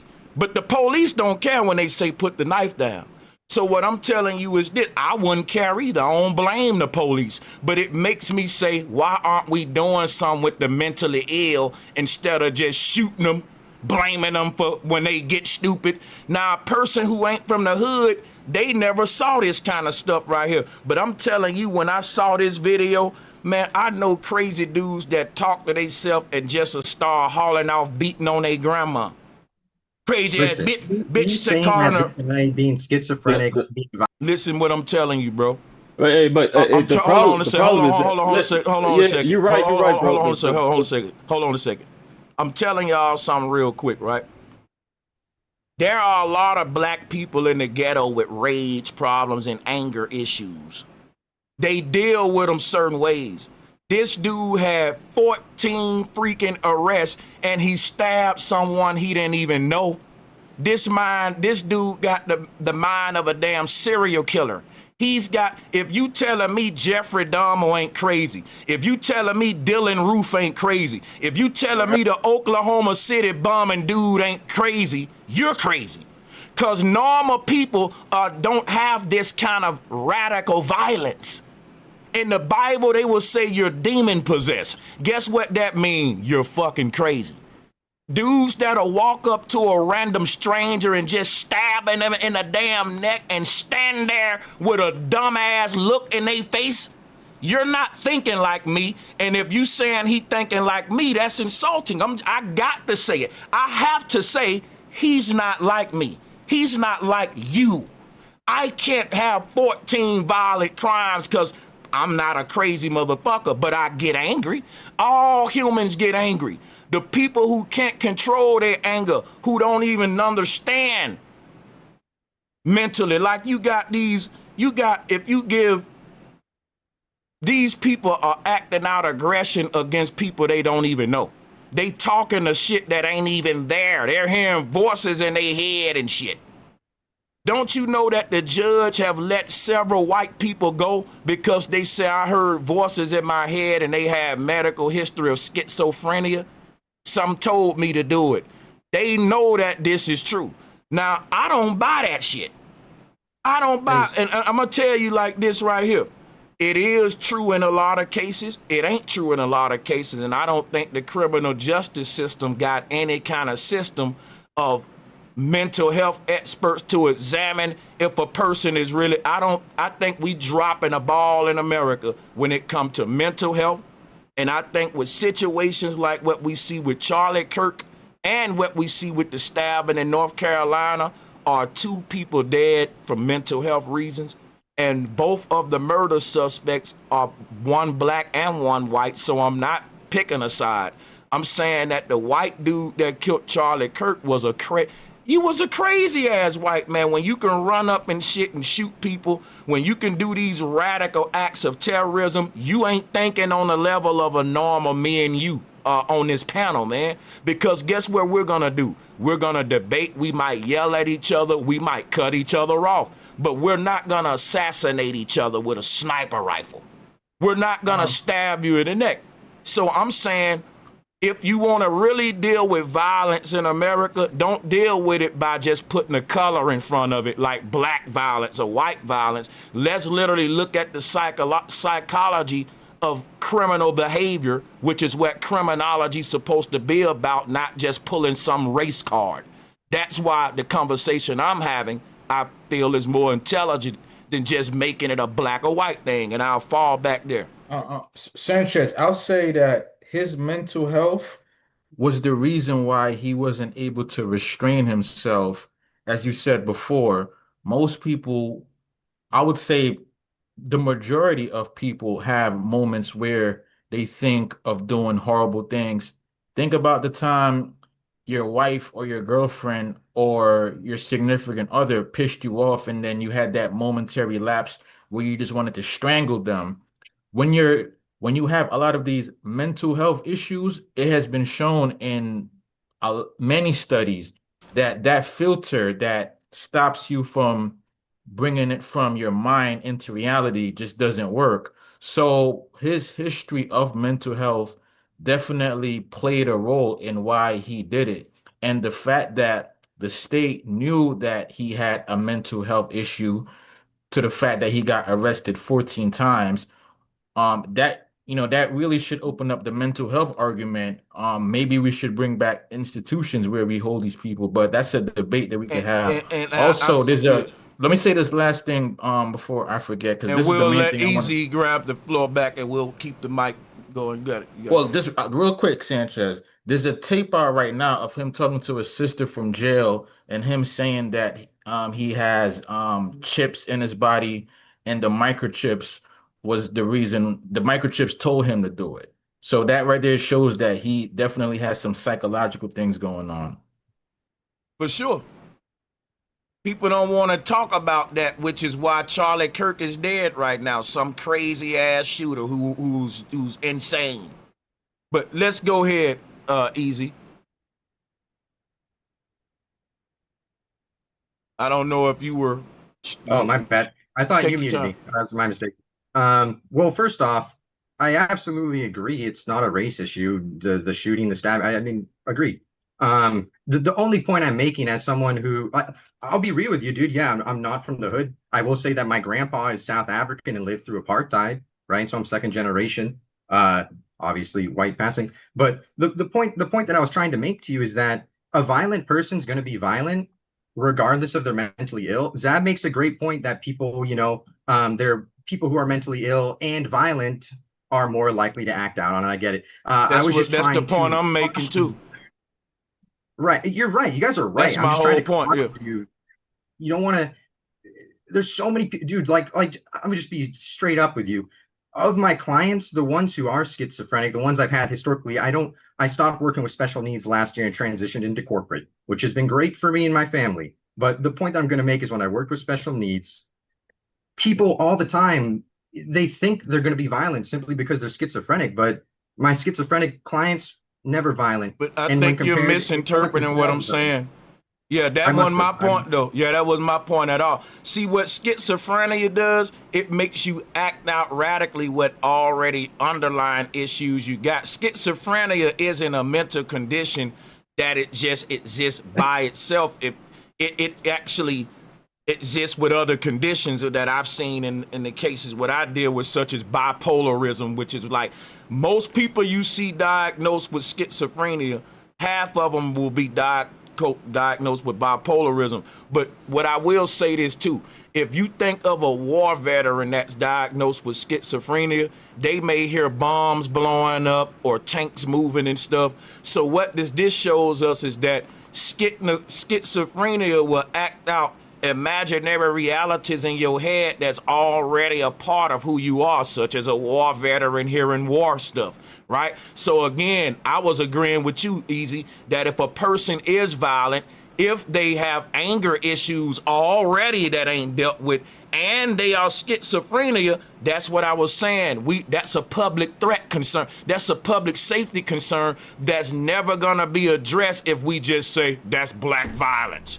No, that brother was schizophrenia and he was an angry individual. That combination is a ticking time bomb if he got a lethal weapon, man.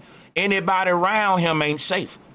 And I've been around people like this of all colors. I've been around crazy ass Hispanics that they mentally ill, swinging bats or something in an alley. You know what I'm saying? Police have shot a lot of people, and they mothers show up and say, but he was crazy, he was mentally ill. But the police want to go back home to their family tonight. You see what I'm saying? And it's a tragedy because that's how we're failing the mentally ill in this country. If I had a mental condition in America, that'll suck. I'm telling you, this is the worst country to be in if you fucking suffering from any kind of emotional issue, and throwing therapy at it and all that ain't even the answer either, y'all. But I'm telling y'all right now, people don't do what we saw happen in North Carolina who think like regular people like all of us. And they don't do what happened to Charlie Kirk if they think like all of us. And I think that this is the main threat to the average innocent citizen, not a black man or a white man, but a crazy black man or white man, especially if he got a lethal weapon. And I yield the floor. Sanchez, I just wanted to ask you, back in the 80s, prior to the 80s, we had mental institutes where if you had a family member who had issues, you would be committed and they would just keep them there, especially the violent ones. When Reagan came in and shut those mental institutes down and pretty much forced a lot of these people out into the streets, like when you go outside now, the majority of homeless people. I did a whole show about it yesterday, bro. You cooking. I'm gonna show you where you going. Reagan was a crook who capitalized mental health just like they did the rest of the health system. It wasn't about healing people. It was about capitalizing off their condition. Out the Reagan, they start pocketing a lot of the taxpayers' dollars that we pay into public safety as far as you having a place to put the mentally ill. They just started turning them into homeless people. I'm telling y'all from a person that worked at the homeless shelter, I worked there, that a huge percentage of homeless people are just mentally ill, y'all. Now watch this, right? A lot of them are addicts and different other things, but I'm gonna tell y'all something real quick. A lot of people in prison that's violent, if you see some of these criminals, you'll say, this damn man retarded. Like he's fucking talking the shit that ain't there. Look, I'm telling y'all right now, what Reagan did was start making a lot of money by helping fill up prison beds with mentally ill people, which is sinister. We pay tax dollars for you to treat these people. That's a public health concern and a public safety concern, but they turned it into kicking a can, pocketing money, just lock they crazy asses up and keep locking them up like the Carlos Brown. But guess what? Your job is to protect and serve. If my grandma on the way to work and some nutcase with a knife who's mentally ill does something to her, that's a result of America failing us, because you know they kicking the can, and in a lot of these cases it is mentally ill people, and DeCarlos Brown is a prime example. The dude that unalived Charlie Kirk is a prime example. You ain't in your right mind to do these kind of acts. The Virginia shooters, you know, like, so we can go on and on and on, but this is a result of capitalism, y'all, of doing Yeah, but everything for money. the the directors of the nonprofit organizations, they pocketed all of the goddamn money. That's the whole issue. So Yeah, I that, was Yeah, so the crack. and you know what's crazy is you didn't have to pay money back in the day to get your mentally ill loved one in these institutions. It was tax funded.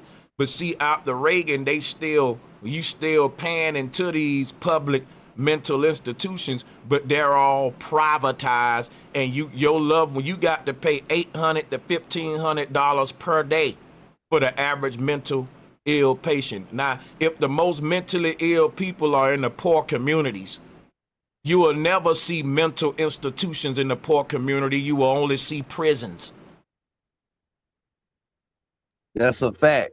And I And not to don't mention, when you subtract the fact that a lot of the crimes are repeat offenders, if you were to just deal with those offenders or deal with the serial killers, a lot of the murder rates would drop significantly because we all know there's people out there in the hood that got 10 bodies, 15 bodies, 20 bodies. Even look at that rapper King Von, who they said killed 11 people. Imagine if you eliminate just that one person, those numbers would drop significantly. That's what I'm saying. But see, they will let the worst of the worst be. I know for a fact, man, the average person from these communities, what we talking about, Chirac and all that, they can vouch for what I'm going to say. You know that it's killers walking around right now who got plenty bodies and they still on the streets. Y'all know it right now. And they have been in jail, and people may think we lying. I remember if you tell some of your friends who ain't in the hood murderers, yeah, bro, they let our murderers right back out. That's why niggas don't snitch. That's why niggas don't tell. Because listen, the criminal justice system it's a nigga can kill your brother today and be out in 9 months. I'm no bullshit. Hey, do y'all think, but Sant, let me ask you this, Sant. Do you think it's a difference between somebody that got a mental illness based on their environmental standards versus somebody who's just, they might quote unquote grow up with what's deemed by America as, a good start in life, suburban living and all of that stuff. You dig what I'm saying? And they still go out and commit violence. Because I hear what you're saying about what the brother said about King Von, but if we ain't if we're not adding to the fact of financial disparity, you know what I'm saying, certain things that's going on in the environment that's adding to that. I don't know the dude that actually did what he did to Charlie Kirk, but that happened in a quote unquote mostly white state that's not going through financial disparity. So you dig what I'm saying? Can y'all speak to that real quick? Yeah, because check this out, right? Not only did what happened to Charlie Kirk happen in we talking Mormon Utah Utes, man. You ever heard of University of Utah? This is a very all of that Christian upscale. I'm talking about bougie, bro. And it just go to show you that the far right arguments are bullshit. Because check this out. Let's go back to Columbine. The two white boys that went up in Columbine. You know that city in Columbine was a uppity white city up in Colorado. Nice white city, man.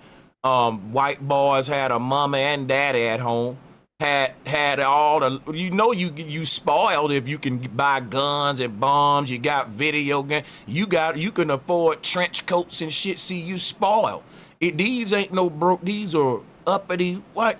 They try to make it like this violence is a result of blackness and poverty. Like it's just right. That's what I'm trying to say. Because in my opinion, when you talk about poverty in violence in the black community, to me, 90% of that is because of finances and the environment itself. You could take these same people and put them in a better circumstance, and you won't have this violent reaction, in my opinion. But we looking at actual violent people who might be inherently violent, and not coming from no financial disparity. We talking about a dude that had a high-powered rifle that was able to shoot 200 yards, that's climbing on top of a roof with train. Like, none of that screams financial disparity. So where is this mental break coming from? I don't think it's a financial thing because there hasn't been a link between being poor and being murderous. If you Yes, it is. look at the numbers. Absolutely, brother. What Hold I on, will real say, quick. Brother, that's what I do. I do casework. See, look, It's a direct link to your financial situation and being a no, criminal. what the only link is I if agree. I you're living agree. in a poor area and you're living in an area like that, you're more likely to be let back out. You're more likely to be in an environment where no one will snitch on you or get you out of there. If you're No, in the a environment wealthier itself, brother. neighborhood, if you're in a wealthier neighborhood, more than likely you will be caught quicker because they don't allow their serial killers to roam freely in wealthier neighborhoods. We Whereas are in beings poorer of neighborhoods, adaptation. Hold on, brother. Absolutely. Besides being let go, I'm talking about the actual access to information and the access to opportunity.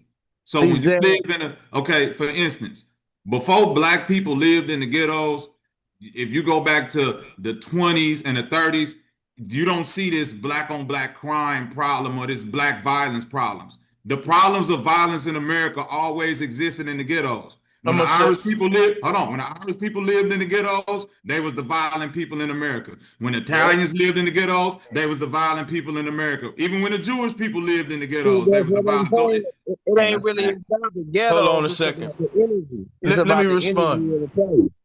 Let me please get a response on this one. I gotta respectfully give a little bit pushback. Salutes to the whole panel.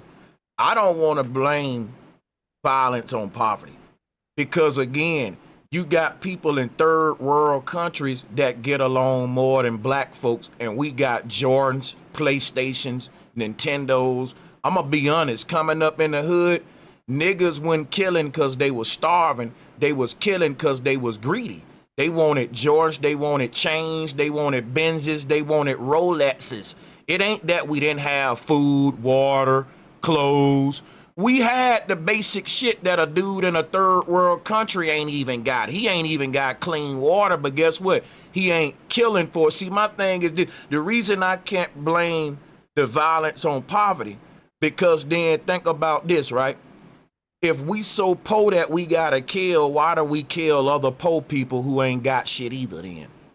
Why don't we go kill? See, but hold on, it's a redundant. I'm finna land right here, right? You say that the Jews were in poverty, they start killing. But guess what though? They start killing other people, taking other people's shit too, and not just each other. But they might do infight, but they gonna get your That's shit true, first. So I'm telling you that our violence ain't a result of our poverty, is a result of our social engineering and programming to hate ourselves through a culture and a false identity that's making us anti-us, if you ask me. Because That's I right. wouldn't disagree with that right there, Sanchez, but I was my fault. Go ahead, kid. y'all got it. Yeah. No, I was just gonna say that, when the more energy is being siphoned out of you in a particular area, like we know we got the ley lines of certain people. Atlanta got a certain energy. Chicago got a certain energy. So all different places got a certain energy. Was the energy of that place. So what's taking place at that place? It happens on a scale that's on both sides of the circumstances to whether it's a black person. So we look at black people and we say, hey, these niggas out here and they are just fighting with each other. They siphon each other energy, but also on the same recollect that we can look at is if there's white people in that certain particular place too who are going through a certain energy ciphering as well. That's why I say when we say everything is food, we being eaten from the top. So the more you being ate, the more you gonna eat type of shit. So if we look at it like, when it comes down to these certain places or these certain circumstances, when it comes to these different people, we look at the energy that's projected upon it. Because if we look at a building, even a building got a non-physical side to a building. When we write the dimensions to a building before we build it, there's dimensions to everything before we grasp it. So when we're looking at the energy of a thing, we can't just look at it surface level and say whether it's black or white or whether it's a ghetto mentality or whatever, because it's bigger than that. So that's the conception that we're missing when we're grasping these events and these images and these experiences that are happening, because we just in this world, we not of this world, so we got to look at this shit like, okay, this was happening and this what it is, not how I feel about it. When you put your emotions in on it, that's what's taking you to take one of the sides of the fences, like what Bro Sanchez was saying. You got to be able to sit on the porch, to sit back, to say, hey, this the left wing, this the right wing. I'm not on no side of this shit. That's how you keep yourself upright. Not even upright, but you be straight up and down. When you be upright with a certain situation, that means you created an angle to get through it. The But I'm upright. literally talking about your let me say environment this. and the factors of where you live. Real quick, Zab. Like, I just wanted to rebuttal Sanchez real quick. I understand what you're saying about like third world countries, but the reason why I feel like that's not a good comparison is because if you in America, like you only know what you know. So what's being sold in America is a certain standard of living. You But did that what goes I'm back saying. to the What's being culture that he was talking about. but hold on, let me Yeah, finish. Zab, What's let being us. sold in the third Yeah, world you go. country is a certain standard of living. So in America, if niggas is killing for Jordans and wanting to be in a certain status, that's because that's the social engineering of America. I'm not disagreeing with you on the social engineering part. I'm saying that the factors that go on in low poverty areas. We were literally just talking about Memphis, a neighborhood in Memphis where they literally put a motherfucking a center for some type of I think it was Elon Musk built something where he letting off cancerous chemicals there. We don't even know what that's gonna do in the next 10 years to people mentality. You dig what But I'm saying? Like It's a so-called AI plant. Hold on a Yeah. second, yeah. y'all. but what I'm So saying is in 10 years, Hold up. if children are being born, if adults start experiencing psychosis and stuff from literal chemicals, which we know scientifically can cause these things, then we can't just say, oh, they doing that shit because that, you know what I mean? They crazy or they this and that. It's the environment that they in. I'm Like gonna tell. the I'm gonna tell. environment of war. The environment of war, which you was just speaking on with the mental illness. That environment is what caused their mental illness. The shit that they seen, the things they experienced, the drugs that they intake. I got you. What I was saying was when you go to everybody fall back. I keep asking y'all to let me talk to Bobby for a second, if that's all right. I'm gonna let everybody go. But check this out, Bobby. What I was saying was this: if you look at Memphis, Birmingham, Atlanta, it's the Bible Belt. Meaning most of the people there ain't gangbangers, but they all broke, but they Christians, they good people.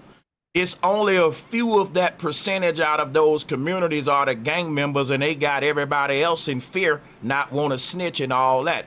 And they ain't doing their gang banging and drive-by shootings because they're broke. These are criminal enterprises that are worth hundreds of millions of dollars. For example, there's a gang in LA called the Rich Rolling 60 Crips. They don't call themselves rich for no reason.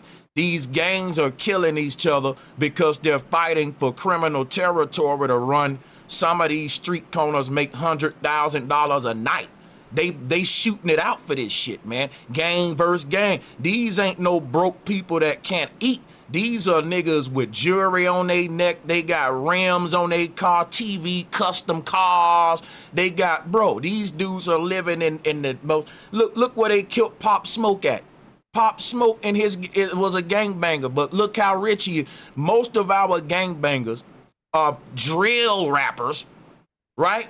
That are little niggas with millions of dollars that are spending their millions to unalive each other. And this is what the white man is doing in Africa. He's funding the war of two black groups that he both want exterminated. So what I'm saying is, I'm gonna say that most of the violence in the hood is basically, when you talk about poverty, I'm not gonna say it's poverty. I'm gonna say it's capitalism. And in America, there's a huge profit for criminal activity, prostitution, drugs, you name. Even the doctors pull up in the hood, lawyers pull up to get their coke. Let me tell you something, these gang members ain't playing with you about these territories, and let them find out you selling something on the street and they don't know you. These people ain't broke. These dudes is counting phone books of money on their shoulder, and they'll blow your brains out playing with these organizations. These are like, when you bring up the Italians and all that, they was the same way, Bobby. And guess what? Exactly. Hold up. What I'm saying is, I wouldn't say these Italian mobs were a result of poverty. The basic necessities is food, clothing, shelter. In other countries, if you got that, you ain't poor. But like Bobby said, in America, if you got that, man, I gotta get fresh, man. When niggas say I gotta eat, it ain't that they hungry, it's that they want a chain. They want a nice ride. And that's why I'm saying they can call it poverty, but I'm not. I'm gonna call it the truth. It's greed, it's capitalism. That's what a lot of these organizations are killing and dealing for, not for noodles and all that, and because, you know, and all, when they say they gotta eat, they don't mean it literally, is what I'm saying. They talking a different kind of I agree. Yeah. Can I bounce it back and forth with you? But even in that example that you just gave, wouldn't you agree that in most organizations, if you're talking about the ones that's controlling the money, you still dealing with the 1%. So you like, come on, Sanchez, you know, a nigga sitting on the corner is a broke nigga. You see, if you sitting outside, you the one that's got the least access to money. And I'm not. And when I say poverty, I'm talking about. Let me answer that. Okay. Now you ain't gonna like this answer, Bobby. I don't know about gangs like that. So that's the answer you gonna like, because you got Chicago gangs and LA gangs. What I tell you about gang members in Alabama, because a lot of people think Alabama niggas is broken country. Dude, the gangs run these trap houses and all that. Like, you gotta think, the gangs run the fucking music industry. They infiltrated. They literally got the gateway. You gotta go through some gang today just to get in the industry damn near today. So my whole thing is, the gangs are very smart organizations. They are into non-profits. They own laundromats. Now, I know the idea of a gang member in y'all head is, you saying, well, it's like a pyramid scheme. Everybody ain't benefiting from it. I'm telling you about the killing, though. You right. In America, I ain't as rich as I ain't the richest man in America, but I was in the military and I was in the infantry, and I was willing to kill for America in the military, even though I was getting paid pennies compared to other people in this country. So what I'm telling you, in a gang, yeah, the people at the top make the most and do the less, and the little foot soldiers at the bottom be willing to crash out for the pennies. You're right. But the point is, all of the crashing out is, when we say it's driven by poverty, is literally, I would rather just say it's driven by money. Not poverty per se, but they killing for territory, street corners that's worth money. It's big money being made in the hood, you know. And not to mention the influx of money during the drug and crack era, when all these guys was making all of this money, was when the murders and the killings increased.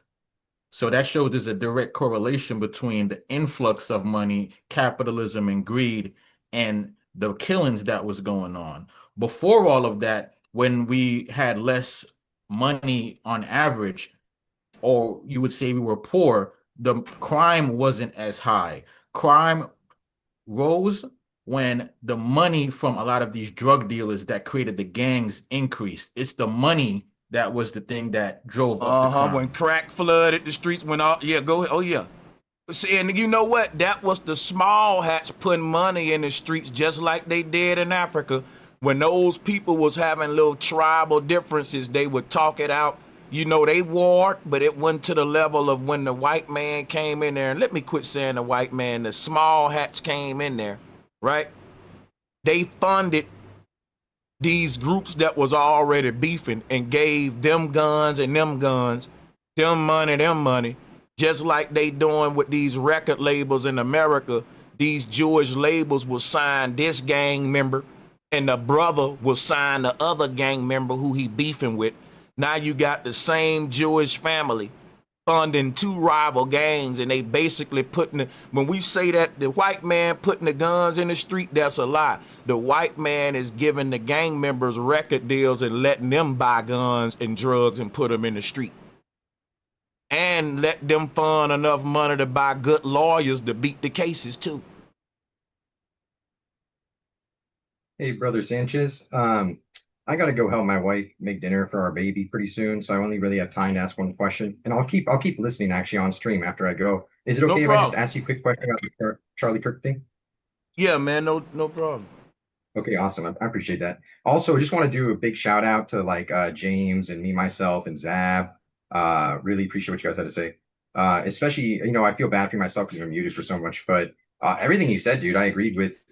But I know, brother Sanchez, you didn't. I guess that brings me to my question is like, I have so much faith in what you have to say, maybe too much. I mean, I'm so thankful I stumbled across your channel like 5 years ago. I've been watching ever since. This is my second time actually talking to you. The last time had to do with like Trump and Biden in 2020. But anyways, my question is this. Earlier, you brought up such a good point that Charlie Kirk already knew about Palantir. I feel dumb for not even considering that. But if Charlie knew about Palantir and he really was this racist voice of division who was working for the small hats, who killed him? Like, what's your profile on the killer? See, I'm so deep with this thing. I ain't want to disrespect Charlie Kirk and his family, but I think that a lot of these people like him are part of the agenda on this world stage. I can't even be sure he's dead. I know to believe half of what I see, some of what I hear, question everything, right?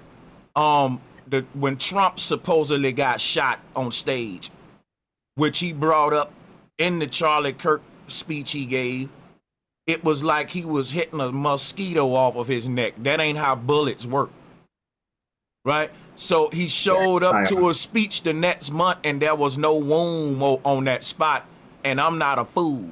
So, I mean, when I say that Charlie Kirk is part of the agenda, anybody that pick one of the wings of this political bird is an enemy to Americans, and that's why I have my stance on Charlie.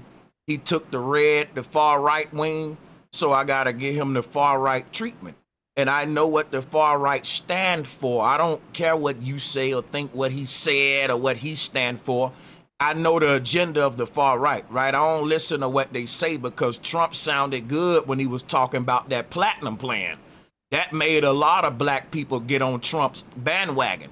But I wasn't thinking about what Trump was saying. I was like the people in St. Louis, show me the show me state. And that's how we got to be with politicians. So people always try to defend the people that I criticize by telling me what they said, but never what they did. Because I know the team that these people chose to join, and that the left or the right don't mean us no good. So that's where I stand.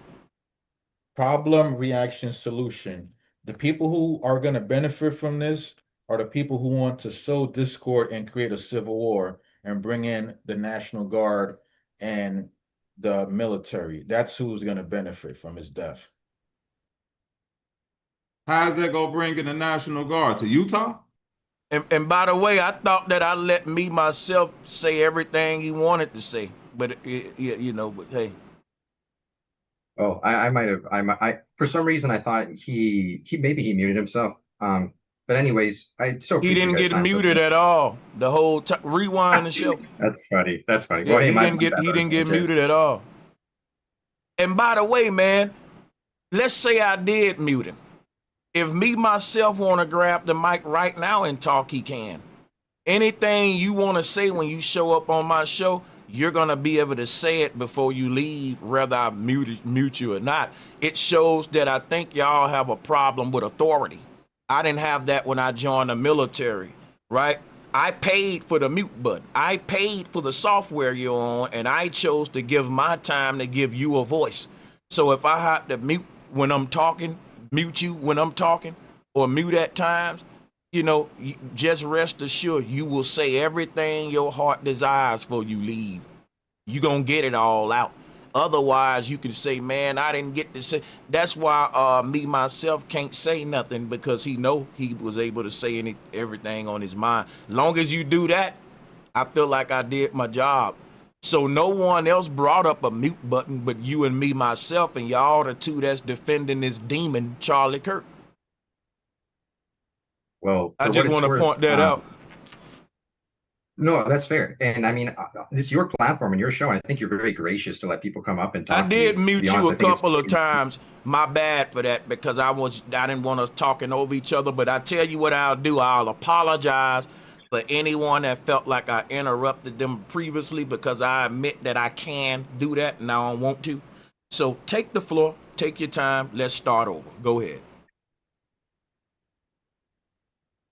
well, I mean, that was kind of the end of it. I feel like I mean, I'm to be honest, I'm still a little confused on the actual profile of the killer. I keep going back and forth between what Zab said about how Elon and the small hats took him out, and going between what you said, Brother Sanchez, where you said it was just a mentally ill person. I'm having trouble still having clarity on that.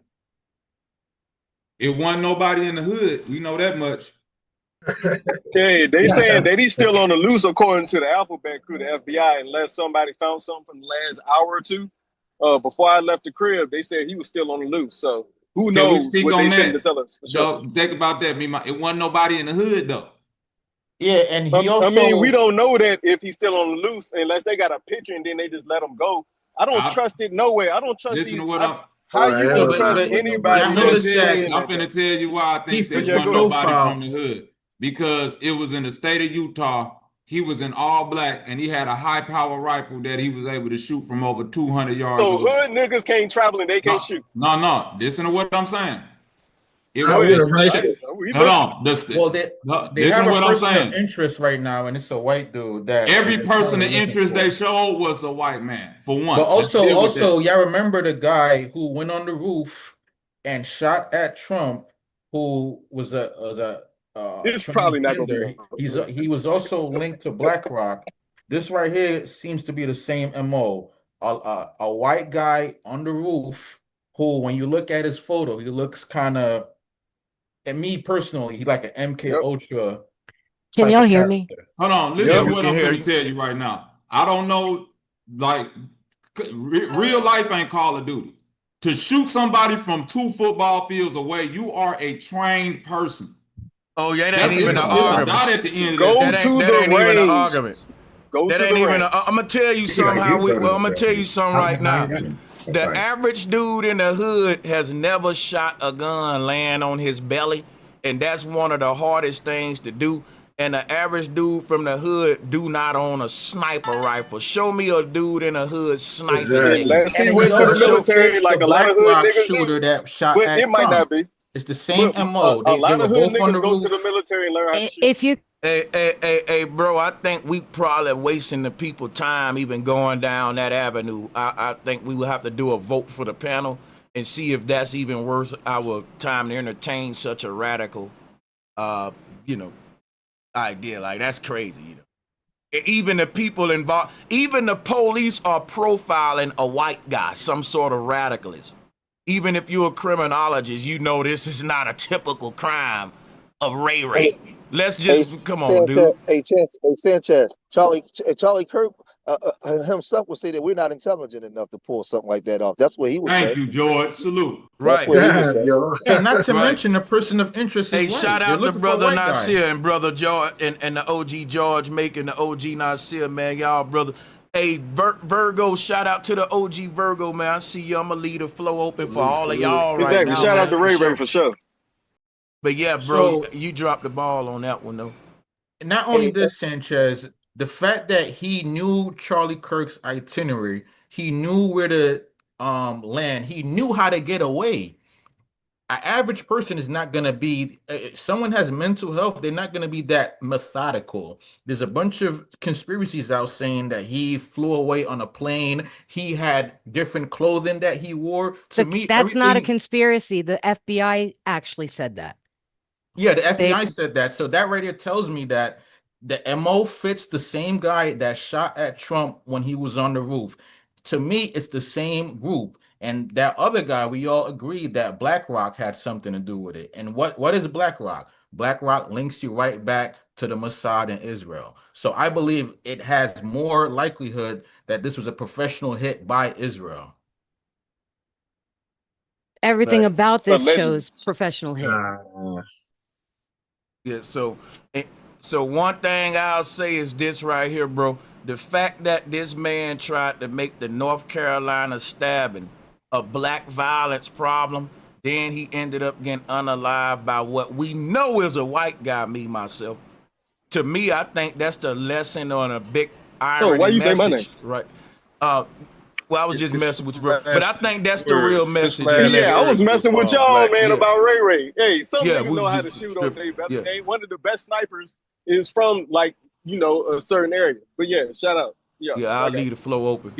He was Man, about to go this ain't the into he DC was about to sniper. go into some rhetoric about our people too when he was shot. He was. His last words was gang violence. He was about to go into that when he Oh was shot. wow, that's fucking crazy. That you. now take He did. bro, The hold difference up, between terrorist bro. and accident on gang. Think about that shit. Now I want to take a minute so y'all can sink this in. This man's last words was gang violence, and it turned out to be white on white violence that ended his life, which is like some sort of sign. Irony. The irony, yeah. It seems to me that the National Guard is in the wrong areas. Oh man, that's crazy. That's crazy, yeah. Yes, good The evening. National Guard Are we needs to be gonna deployed in all the keep it on red the line? states, not the blue. Because people still want to share. That's okay, brother. Illinois is not a red state, you know. Boy, the universe crazy for that one. Right. And it's being deployed in mostly black cities that's been under actual crime depletion. So all the places that Trump is claiming that this National Guard is going to go, they actually have been experienced a decrease in crime, a high decrease in crime. Actually, Chicago in my included. state, they Did are you know there was deploying a them school specifically shooting to today in Latino Colorado? areas. You know what I don't get though, man. So it was a school shooting in another, and There was school shooting today in Colorado. Today. I gotta look into that one, man. You know what I don't get with these sacrifices, with these The rally Colorado shootings though. shooting happened at the same time as Charlie Kirk's. This what I don't get about it, man. We gotta chop it up about that one. Let me say something about this security issue that I just don't get. And like with the Trump shooting, like with it's just seemed fishy, right? Because in the day of technology, we got drones, right? We got drones that can hover in the sky for hours with cameras. And it's like, why don't we got aerial views looking down on all the building tops while these people live? Why aren't we getting that footage on live television today? These news stations, I don't care because, I mean, it's their safety, but the fact that a dude could be right there on top of that building above our head looking down, a drone can solve that just looking down over the rally for the whole rally. You gonna see anybody on top of the building tops and stuff. Aerial view the whole time. We got all these drones, and you telling me we ain't doing that at these rallies? So that's one thing that kind of make it fishy. To a lot of people think it's a lot of fishiness to this stuff, but I ain't gonna even go down that rabbit hole. I'll leave it open for y'all to do it. Yes, I was also I was Sanchez, definitely about to it's a say lot of that too. correlation with the Trump shooting. With the Trump shooting, people said they saw someone on the roof and they were alerting people. Same thing with the Charlie Kirk. With the Trump situation, there were people behind Trump doing funny hand signals. In the Charlie Kirk And there was situation, people there's videos behind out. that dude doing funny hand signals The too. whole thing Check was the video staged. out. Yeah, but what I'm Check the saying is there video were out. two guys. The There whole were thing two was guys staged. behind Charlie Kirk. One of them was moving his Exactly. hat around. The other guy was making a hand signal right before The he one got in shot. black was In making the hand Trump signals. situation, the same thing Mm-hmm. happened. They were both on the roof. They both got sniped, and this guy actually got away. That I don't right there believe the tells me Trump that shooting. that right there That's is what I don't professional. believe that one. I don't believe the Trump shooting. Yo, there's a video out right now where somebody actually slow-mo the footage of Charlie Kirk getting shot, and you can tell how CGI it was. But I'm gonna stop right there. From my understanding, they said that guy is Israeli Mossad, the one that was standing behind Charlie Kirk. We'll look into it, but that's what they said. And you cannot cross certain people, even if you are one of their tools. And again, they break their tools when they're done with them. That's what they do to their tools. especially if their tools cross them. It's That he rumored that started he was talking against Israel, and that could exactly, be the possible reason as to why he was exactly. assassinated. He flipped. He flipped on Israel after supporting Israel. Hey, He flipped on them and started talking against Israel and the Jeffrey Epstein thing also. y'all, let me take a minute It's to. you know Okay, yeah, you got it. No, finish it's your. real. It's a lot going on. It's a lot going on, and all these political assassinations. It's self-explanatory. It's a political assassination committed by politicians. Period. Hey, salutes to everyone. Let me pass the mic to George, but George, I got to go ahead and read these super chats real George. quick, and then yeah, you could take your time. Let me give a shout out to Anthony on TV. He said, "Love your content, bro. The best teacher I've had." Thank you so much, man. I'm humbled for that. And shout out to Ripple, man. He said, "Keep in mind, Sanchez has love for everyone. 100. He just addressing the so-called black and white issues here in America." Facts, I'm showing you the divide and conquer agenda. Shout out to Ripple, man. He said the Jews and Freemasons are the ones behind the divide and conquer tactic among humans. That's facts. And he also said this man just talking out the side of his neck. I don't know who you were referring to. I wish you would have put his name. My bad for not catching that one earlier. But shout out to Hydrogen and to Church of 8 Hertz. He said more mental squib games for the masses. Ripple Man once again said never trust a man that dressed like Dr. Seuss. Wow. Hey, that's crazy. Shout out to Dre Day. Thank you for becoming a member, Dre Day. Salutes to that, man. And, shout out to D-Dub Exclusive. He said, I think Charlie Kirk was a blood moon sacrifice. Interesting. Shout out to Awakening Minds. He says, salutes, fam. And thanks for covering this subject with perfect insight. I agree fully. So many of us do also. Shout out to Key Norfolk. Peace and power, family. Shout out to D-Dub once again. He said a white man time travel from 2030 on some Terminator-ish, and they deleted him. We're going to talk more about time travel in the future, D-Dub. Thank you for your support, though. George, take your time. Thank you. Hey man, when I look at this, like I tell people, don't get riled up about this, man. This is the American way. This is what they do when they want to push an agenda. When they want to get you to voluntarily acquiesce to some of the things that they want to put on the table. So they create this energy and they create calamities and chaos, right? And they draw battle lines in the ground between the people. This is typical stuff. Whenever they do something like this and they make it real messy, real bloody, real hardcore, right? To get this emotion out of you across the world, they have an agenda that they're pushing. So we all seen what they did to JFK when they blew his brains out in the back of the car while he was, from the back, yards out. We seen it. We seen what they did to Dr. King, and I ain't comparing him to them, but just the way it looked on TV and hold on, come on, and the way he was being promoted in the media, by these people, man. Listen, the hate that he produces, the hate that killed him. But they sacrifice him in order for them to push an agenda. Now, those of us that operate on a mental and spiritual level, just look down the line and what's coming down the line, right? Keep your eye on what's going on, right? I'll land here. That guy, man, I don't celebrate his death. I don't mourn his death. I'm indifferent when it comes to it. The things that he said about my people. He's one of them white people that believe that in his teachings, if you listen, when he talk about merit-based and all those different teachings that come from older people before him, that come from people like Madison Grant and H.S. Chamberlain and all these W supremacists, they believe that everything that we got in this country is based off of them having to dumb themselves down to allow us. They tell you, we allowed you to right to vote. If it was up to them, they'd be still hanging us from light poles. Their thought process is they have a right to govern, a sovereign right to govern over us because they're the more intelligent. They're the more this. Everything we have is because of what they gave us. So engaging in conversations with them is pointless because they're looking at you as something that's less than. And they mask it with rhetoric. Yes. They mask it with rhetoric that makes it seem like that's not what they're saying. But if you're intelligent, that's exactly what they're saying.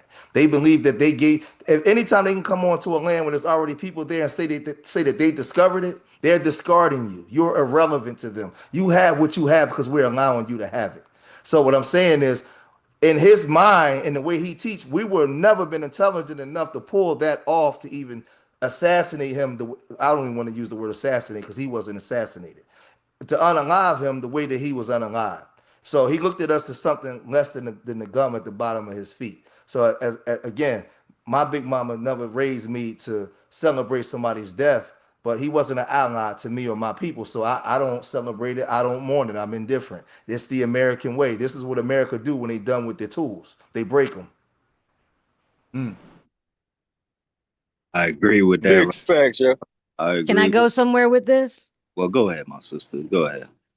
The reason why I'm thinking this is where I have been going with my thought process about this whole assassination attempt. They needed a martyr, they got him. Okay?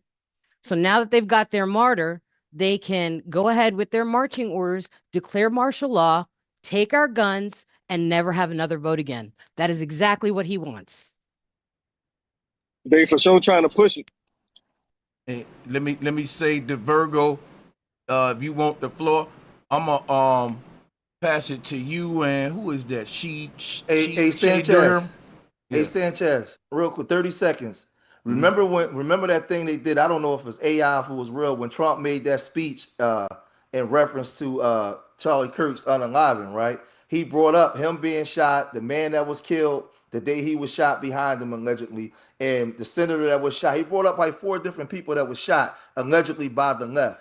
So when we listen intently, and he said that we're going to go to the end of the earth to make sure that we bring to justice that these people. So this is an agenda. They're using this now to enforce their laws that he want to invoke, because there's tyranny now in the country, and politicians and the president and people are now under siege. So just watch what they try to do. So this is the energy that they create. But remember that when he said that, he invoked all these people that were shot, right? And these are supposed to be important people. So when they about to totally go against the Constitution, but they got to create the energy and the atmosphere for people to okay it.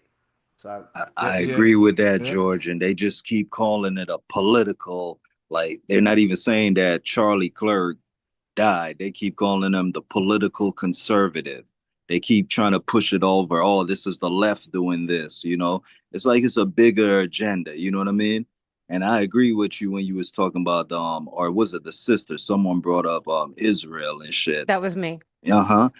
You correct, my sister, because I literally just watched a video of him 3 weeks ago when he was just talking about if I die, it's gonna be Israel, and you know, because he's clearly for them people, right? But he's been going against them with the Palestine thing. You know what I'm saying? And as soon as he died, not even an hour before anybody knew that he even died, Netanyahu tweeted, "Oh, we're sorry for the loss of Charlie Kirk." And you're like, nigga, you have nothing to do with this shit that happened over here. But this nigga knew that he died. He you know knew what I'm saying? exactly. Like yes, right away. exactly. Like within minutes, he was within tweeting. minutes, like that shit was just too fishy. You know what I'm saying? But you know, it's a bigger agenda, just like what George was explaining. But I want to agree with that point too, because they just keep calling it a political terrorism or the political leader or whatever his name was. You know, Kirk. You know, they just keep tying that to his name, like this nigga is the savior. Let's just give everybody a little history lesson here about Mossad. Okay. Mossad was created with one thing in mind: to hunt down the enemies of Israel no matter where they are. They hunted down almost every single Nazi that they could get that was in South America. If they want you dead, you are dead. They will find a way. Shout out to they're everyone. They're one of the best assassination groups in the world. That's right, my sister. You know, it was kind of odd how quick this nigga, he tweeted before the FBI tweeted that the nigga was dead. You know what I'm saying? Before the president of the United States even declared this nigga dead. You know, Netanyahu, who has nothing to fucking do with the so-called United States of America. You know what I'm saying? But much respect to everybody on the panel, man. All great much insight. Respect. Hey Shout guys, out, bro. I gotta shut this down, but Thanks, Sanchez. because I gotta prepare for my next live. I gotta eat me some for that one, and it's approaching me now. Hey, Sanchez. Thank you for allowing me up, brother. Yeah, hey, I got Sanchez, two lives. I meant to call you on the phone, Sanchez. I know I came up late. I want to say this to you real quick. It's funny. You see how these conservatives, they like to hide around this Christianity and Jesus Christ stuff? Facts. And they talk, I'm laughing because I just did a short video I'm gonna put up on my channel tonight. And I'm just saying, I said, like, I don't, I look at Jesus as an allegory, not a real person. But if Jesus Christ actually existed, you think that Jesus Christ would actually be a Republican or a Democrat? What? He would be neither. Yeah, he would be neither. But see, what I'm saying is, see the mind games they play on the people, and people really believe this shit. How much blood bipartisan does the Democrats and Republicans got on their hands just amongst Native Americans and Black Americans? How many people they have killed? How would he come and walk with them? But nobody uses common sense to say, wait a minute, you Black conservatives behind Christ. Why would Christ be a goddamn Republican? Right, and now you know what's crazy, George? Didn't you say that he was saying something about gang violence before he died?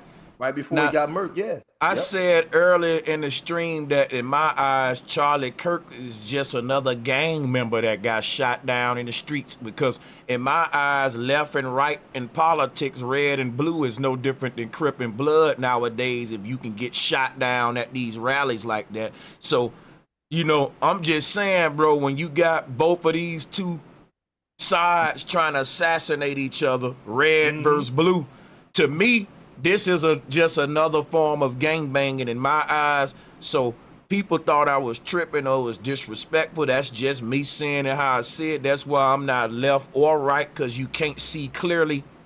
You're gonna be biased when you pick one of them sides, and his biasness could have prevented his death, in my opinion. And people they may think that's disrespectful. Yeah, but they use that Jesus Christ element to socially engineer the people to believe that they are part of something. But that goes to show you where they say that not 85% of people are deaf, dumb, and blind. They put the lie right in front of your face. It's right there, and people still go for it. Really Every time. But Hold on, George, Rick, can I it's say something real also quick, though? it's also the Shut up. mentality of America as a whole. Mm-hmm. I don't need to learn that. What do I need to learn that for? I don't need that. What are you talking about? That's stupid. Yeah, That is the world. I will be doing another stream. Listen, I gotta tell y'all what's coming. I'll be doing another stream on this topic and about the NC stabbing. Chi Durham, I don't think you and the Virgo got a chance to build on it, so I'm gonna let y'all two close out, and I think that'll be everybody. If I'm missing somebody, let me know. All right, peace out, y'all. Y'all have a blessed night. Yeah, y'all, because I gotta get out of here in like 5 minutes. So, y'all, shout out to Marlon Wells. Marlon Wells, thank you for the support, bro. Peace and love. He said definitely he was about gun control, meaning Charlie Kirk. Okay. Salute, shout out Marlon Wells. Appreciate the love. Go ahead, Chi Durham. Let's close out. What's up, bro? Yes, I'm gonna try to keep it as brief as possible. Shout out to the panel. I just want to say that I appreciate your multi-dimensional approach to your podcast and like how you talk about different topics. I think there's a big global deception happening, and that's also causing mental illness as well. You know what I'm saying? I'm not from the States, but I'm a Black male, and I just see the state of America is in a really bad place because of the hip hop. The music is bad. We still call each other the N-word. Like they promote this prison mentality, and it's like and it also breeds homosexuality as well. I think as well. They also have the LGBT community. I think it causes mental illness as well. And to put in the LGBT community and the Blacks to put in our struggle together, I think that's wrong. And just the guy that stabbed the girl, his got mental illness, but because when you're mentally ill like that, you could be also susceptible to even demons and other like outside entities. Like I just want to talk about the industry and all that type of stuff. But yeah, I just want to. It's more points I had, and it's funny that's just from Ukraine too, in the war in Ukraine. But it's more points I had. But I want to just close. Guess what? I'm gonna be streaming the whole weekend. I'm gonna be going in on these topics because, for sure. Yeah. So it's a pleasure talking to you, brother Sanchez. I've been watching you for years, man. Same. Thank you. Seriously, man. So thanks. Appreciate you. Hey, the Virgo, go ahead, brother. You got it. Appreciate y'all. I want to say a big shout out to the panel and everything. With this political trauma that they always throwing on America, we got to learn and we got to further teach people that we got to stay in the middle path, because if you choose a side, you're wrong. Because first of all, from these standpoints, if you get captured into this mindset that you Thanks, this physical James. body, you can't hear me? Oh no, I'm talking to somebody else. You got it. And that is the thing. When they put these traumas on this television, now your subconscious is open. Trauma opens your subconscious. Now they can throw anything in there they want, long as they play that video. It's a game they playing on us, and people don't want to wake up to the reality. And I heard him say on his video that he went to China, Japan, and he went to Korea. Well, here's the thing. You can't conduct racism in those countries because the majority of people are from that country. Right. So you can't play with their intelligence. And we got to realize what, you know, the mind ain't in the body. The mind is conscious. Well, I gotta shut down real quick. But guess what I'm gonna do? I'm gonna come back with this same topic, but it's gonna be Charlie. Excuse me, yeah. It's gonna be Charlie Kirk, and it's gonna be about the NC stabbing. We're gonna run both of those as one show. We're gonna talk about all these recent joints in America and talk about the shooting that Brother Nasir brought up. And but I gotta shut this one down, but I'll put the notification When you gonna have the out. next show? When you gonna have the next show? My next one gonna be like 6 or no later than 6:15, and it's gonna be about Neil deGrasse Tyson.